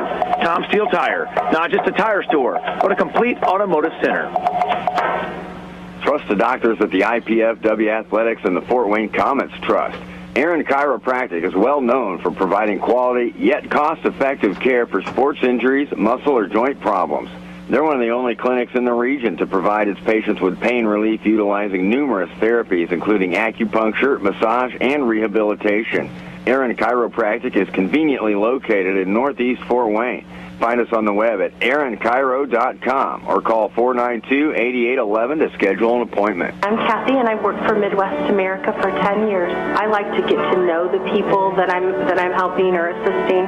So to do that, I get to know things about their life that are happening, whether they are going on a cruise and how to save for that cruise, or whether they're going to have another child and what they're going to name those children, because you have to know their personal life in order to really help them meet their financial goals. Midwest America, all together, better. And now, back to the stadium with Joe Parson and more IHSAA football on Fox Sports 1250, The Ticket. Here tonight with Snider taking the record 9-2 as they defeat the Wayne Generals by a final score of 24-13. Other games elsewhere tonight, that big 6A regional down at Carmel. Greyhounds on top. Last report 35-6. Looks like the Charger run is going to end tonight on the road in Carmel. Other finals, Northridge has come back to defeat Leo by a final score of 10-7. That in 4A Sectional 19. Norwell with a big lead last report. They were up 35-7 on Columbia City. Don't know if that's a final at this point. And how about this one? Lures has scored again. They now lead Garrett 54-6. Other games going on elsewhere in 2A. It was Woodland against Bremen. South Adams taking on Southern Wells in 1A. But Tom, big victory tonight by the Snider Panthers. It was a little bit up and down. We saw flashes of Keon Powers, what he can do. He ran for a touchdown tonight, and just too much Snider defense. They really, I thought, stepped it up, but intensity took away the run game by the Generals, especially midway through that fourth quarter. Different ball game, and Snider with their defense got the job done here tonight at home. Well, I think at halftime, Kurt Tippmann's stress defense, Keon Powers, was making yardage up inside the tackles in the first half. Of course, he's probably one of the quickest quarterbacks you're going to see in this area of the state, if not the state. But yes, Snider made adjustments. There was no scoring in the third quarter out here at Spuller Stadium, and Snider comes up with a big victory. You know, as far as the Powers brothers, they've got to be able to play at the next level, you would think. I don't know. I haven't heard a lot about the recruiting process, but exciting players to watch. And Scott Shaw, our hats off to him. A great job he's done. First year comes in and takes the Generals to a 9-2 season. That's a pretty good job. He did an outstanding job. The whole Wayne program has turned around with Scott Shaw, and you know, that just trickles down through his head coaches. Scott came down from Grand Rapids. I think he was an assistant coach before he became head coach, was traveling, and has just done a super job with the Wayne Generals this year. And how about Kurt Tippmann? Snider doing what Snider does. They find a way when the chips are down to get the job done. They did exactly that. They're still alive, 9-2, but now on the road next week in the regional, the 5A regional, at either Westfield or at West Lafayette Harrison, depending the outcome of that ball game. And Kurt Tippmann, he's not new to this ball game. You know, he's been down to state. He's been down to the Dome. He knows what to do. They've got playoff experience, and it should get better every game. So it's going to be exciting to see what the Panthers can do. That will wrap things up here tonight from Spuller Stadium. Snider with the victory. They avenged the October 17th loss. They came up short on that night, 41-32. They win it here tonight at home by a final score of 24-13. Special thanks to our studio producer. His name was Patrick Plummer. For Tom Freistroffer, I'm Joe Parsons. So long, everybody. Thanks so very much for listening. Sold. Those are the words you expect to hear when selling a home or selling a home. With Rick Whitman's 35-plus years of experience, you'll find an effective method to accomplish your goals, select the proper loan, and feel the comfort of your new home. When you think real estate, think Rick Whitman at Century 21 Bradley, 260-704-6565. 704-6565. Be sure to ask for Rick. From humble roots, some 30 years ago, the name Ruoff Home Mortgage has been built upon a legacy of making dreams of home ownership a reality. Loan officers Doug and Julie Carroll are proud to help you establish your roots with a mortgage for your new home. They understand that every borrower is different, and they work hard to get you a mortgage that fits your needs. Call the Carroll team at 602-9768 to find out which program is right for you. When you need a mortgage that is simple and straightforward from a hometown name you can trust, call Doug and Julie Carroll at Ruoff Home Mortgage, 602-9768. Where do Savvy sports fans in the Summit City go when they need to know more than just the score. It's an easy choice. No other media outlet covers the local sports scene like the Journal-Gazette. You get 7-day sideline coverage from the area's most experienced and knowledgeable sports staff. It's a commitment to Fort Wayne that the Journal-Gazette takes very seriously. When you need to know the story behind the story, nobody delivers the goods each morning like the Journal-Gazette. And even when you're on the go, you can still catch up on the latest sports news online at www.journalgazette.net or from your mobile device at www.jgmobile.net. Start your sports day right, every day, 7 days a week with the Journal-Gazette.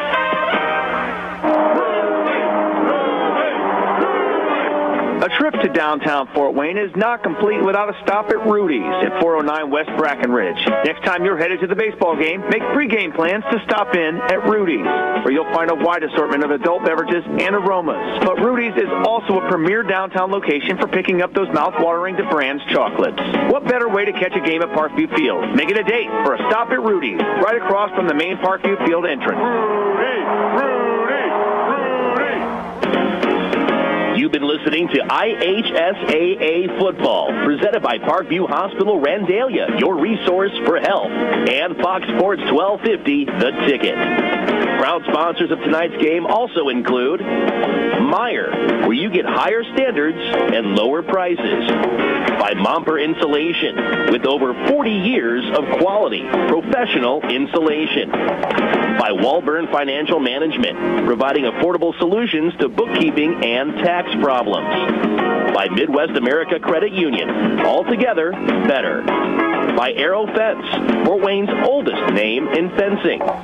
By Columbia Street West, downtown on the Landing, a Fort Wayne favorite for 25 years. Aaron Chiropractic, specializing in spinal health. By Stiefel, a firm of choice. Ruoff Home Mortgage, a great name to know when you need a mortgage. And with special promotional consideration by the Fort Wayne Journal-Gazette. Nobody delivers the goods each morning like the Journal-Gazette.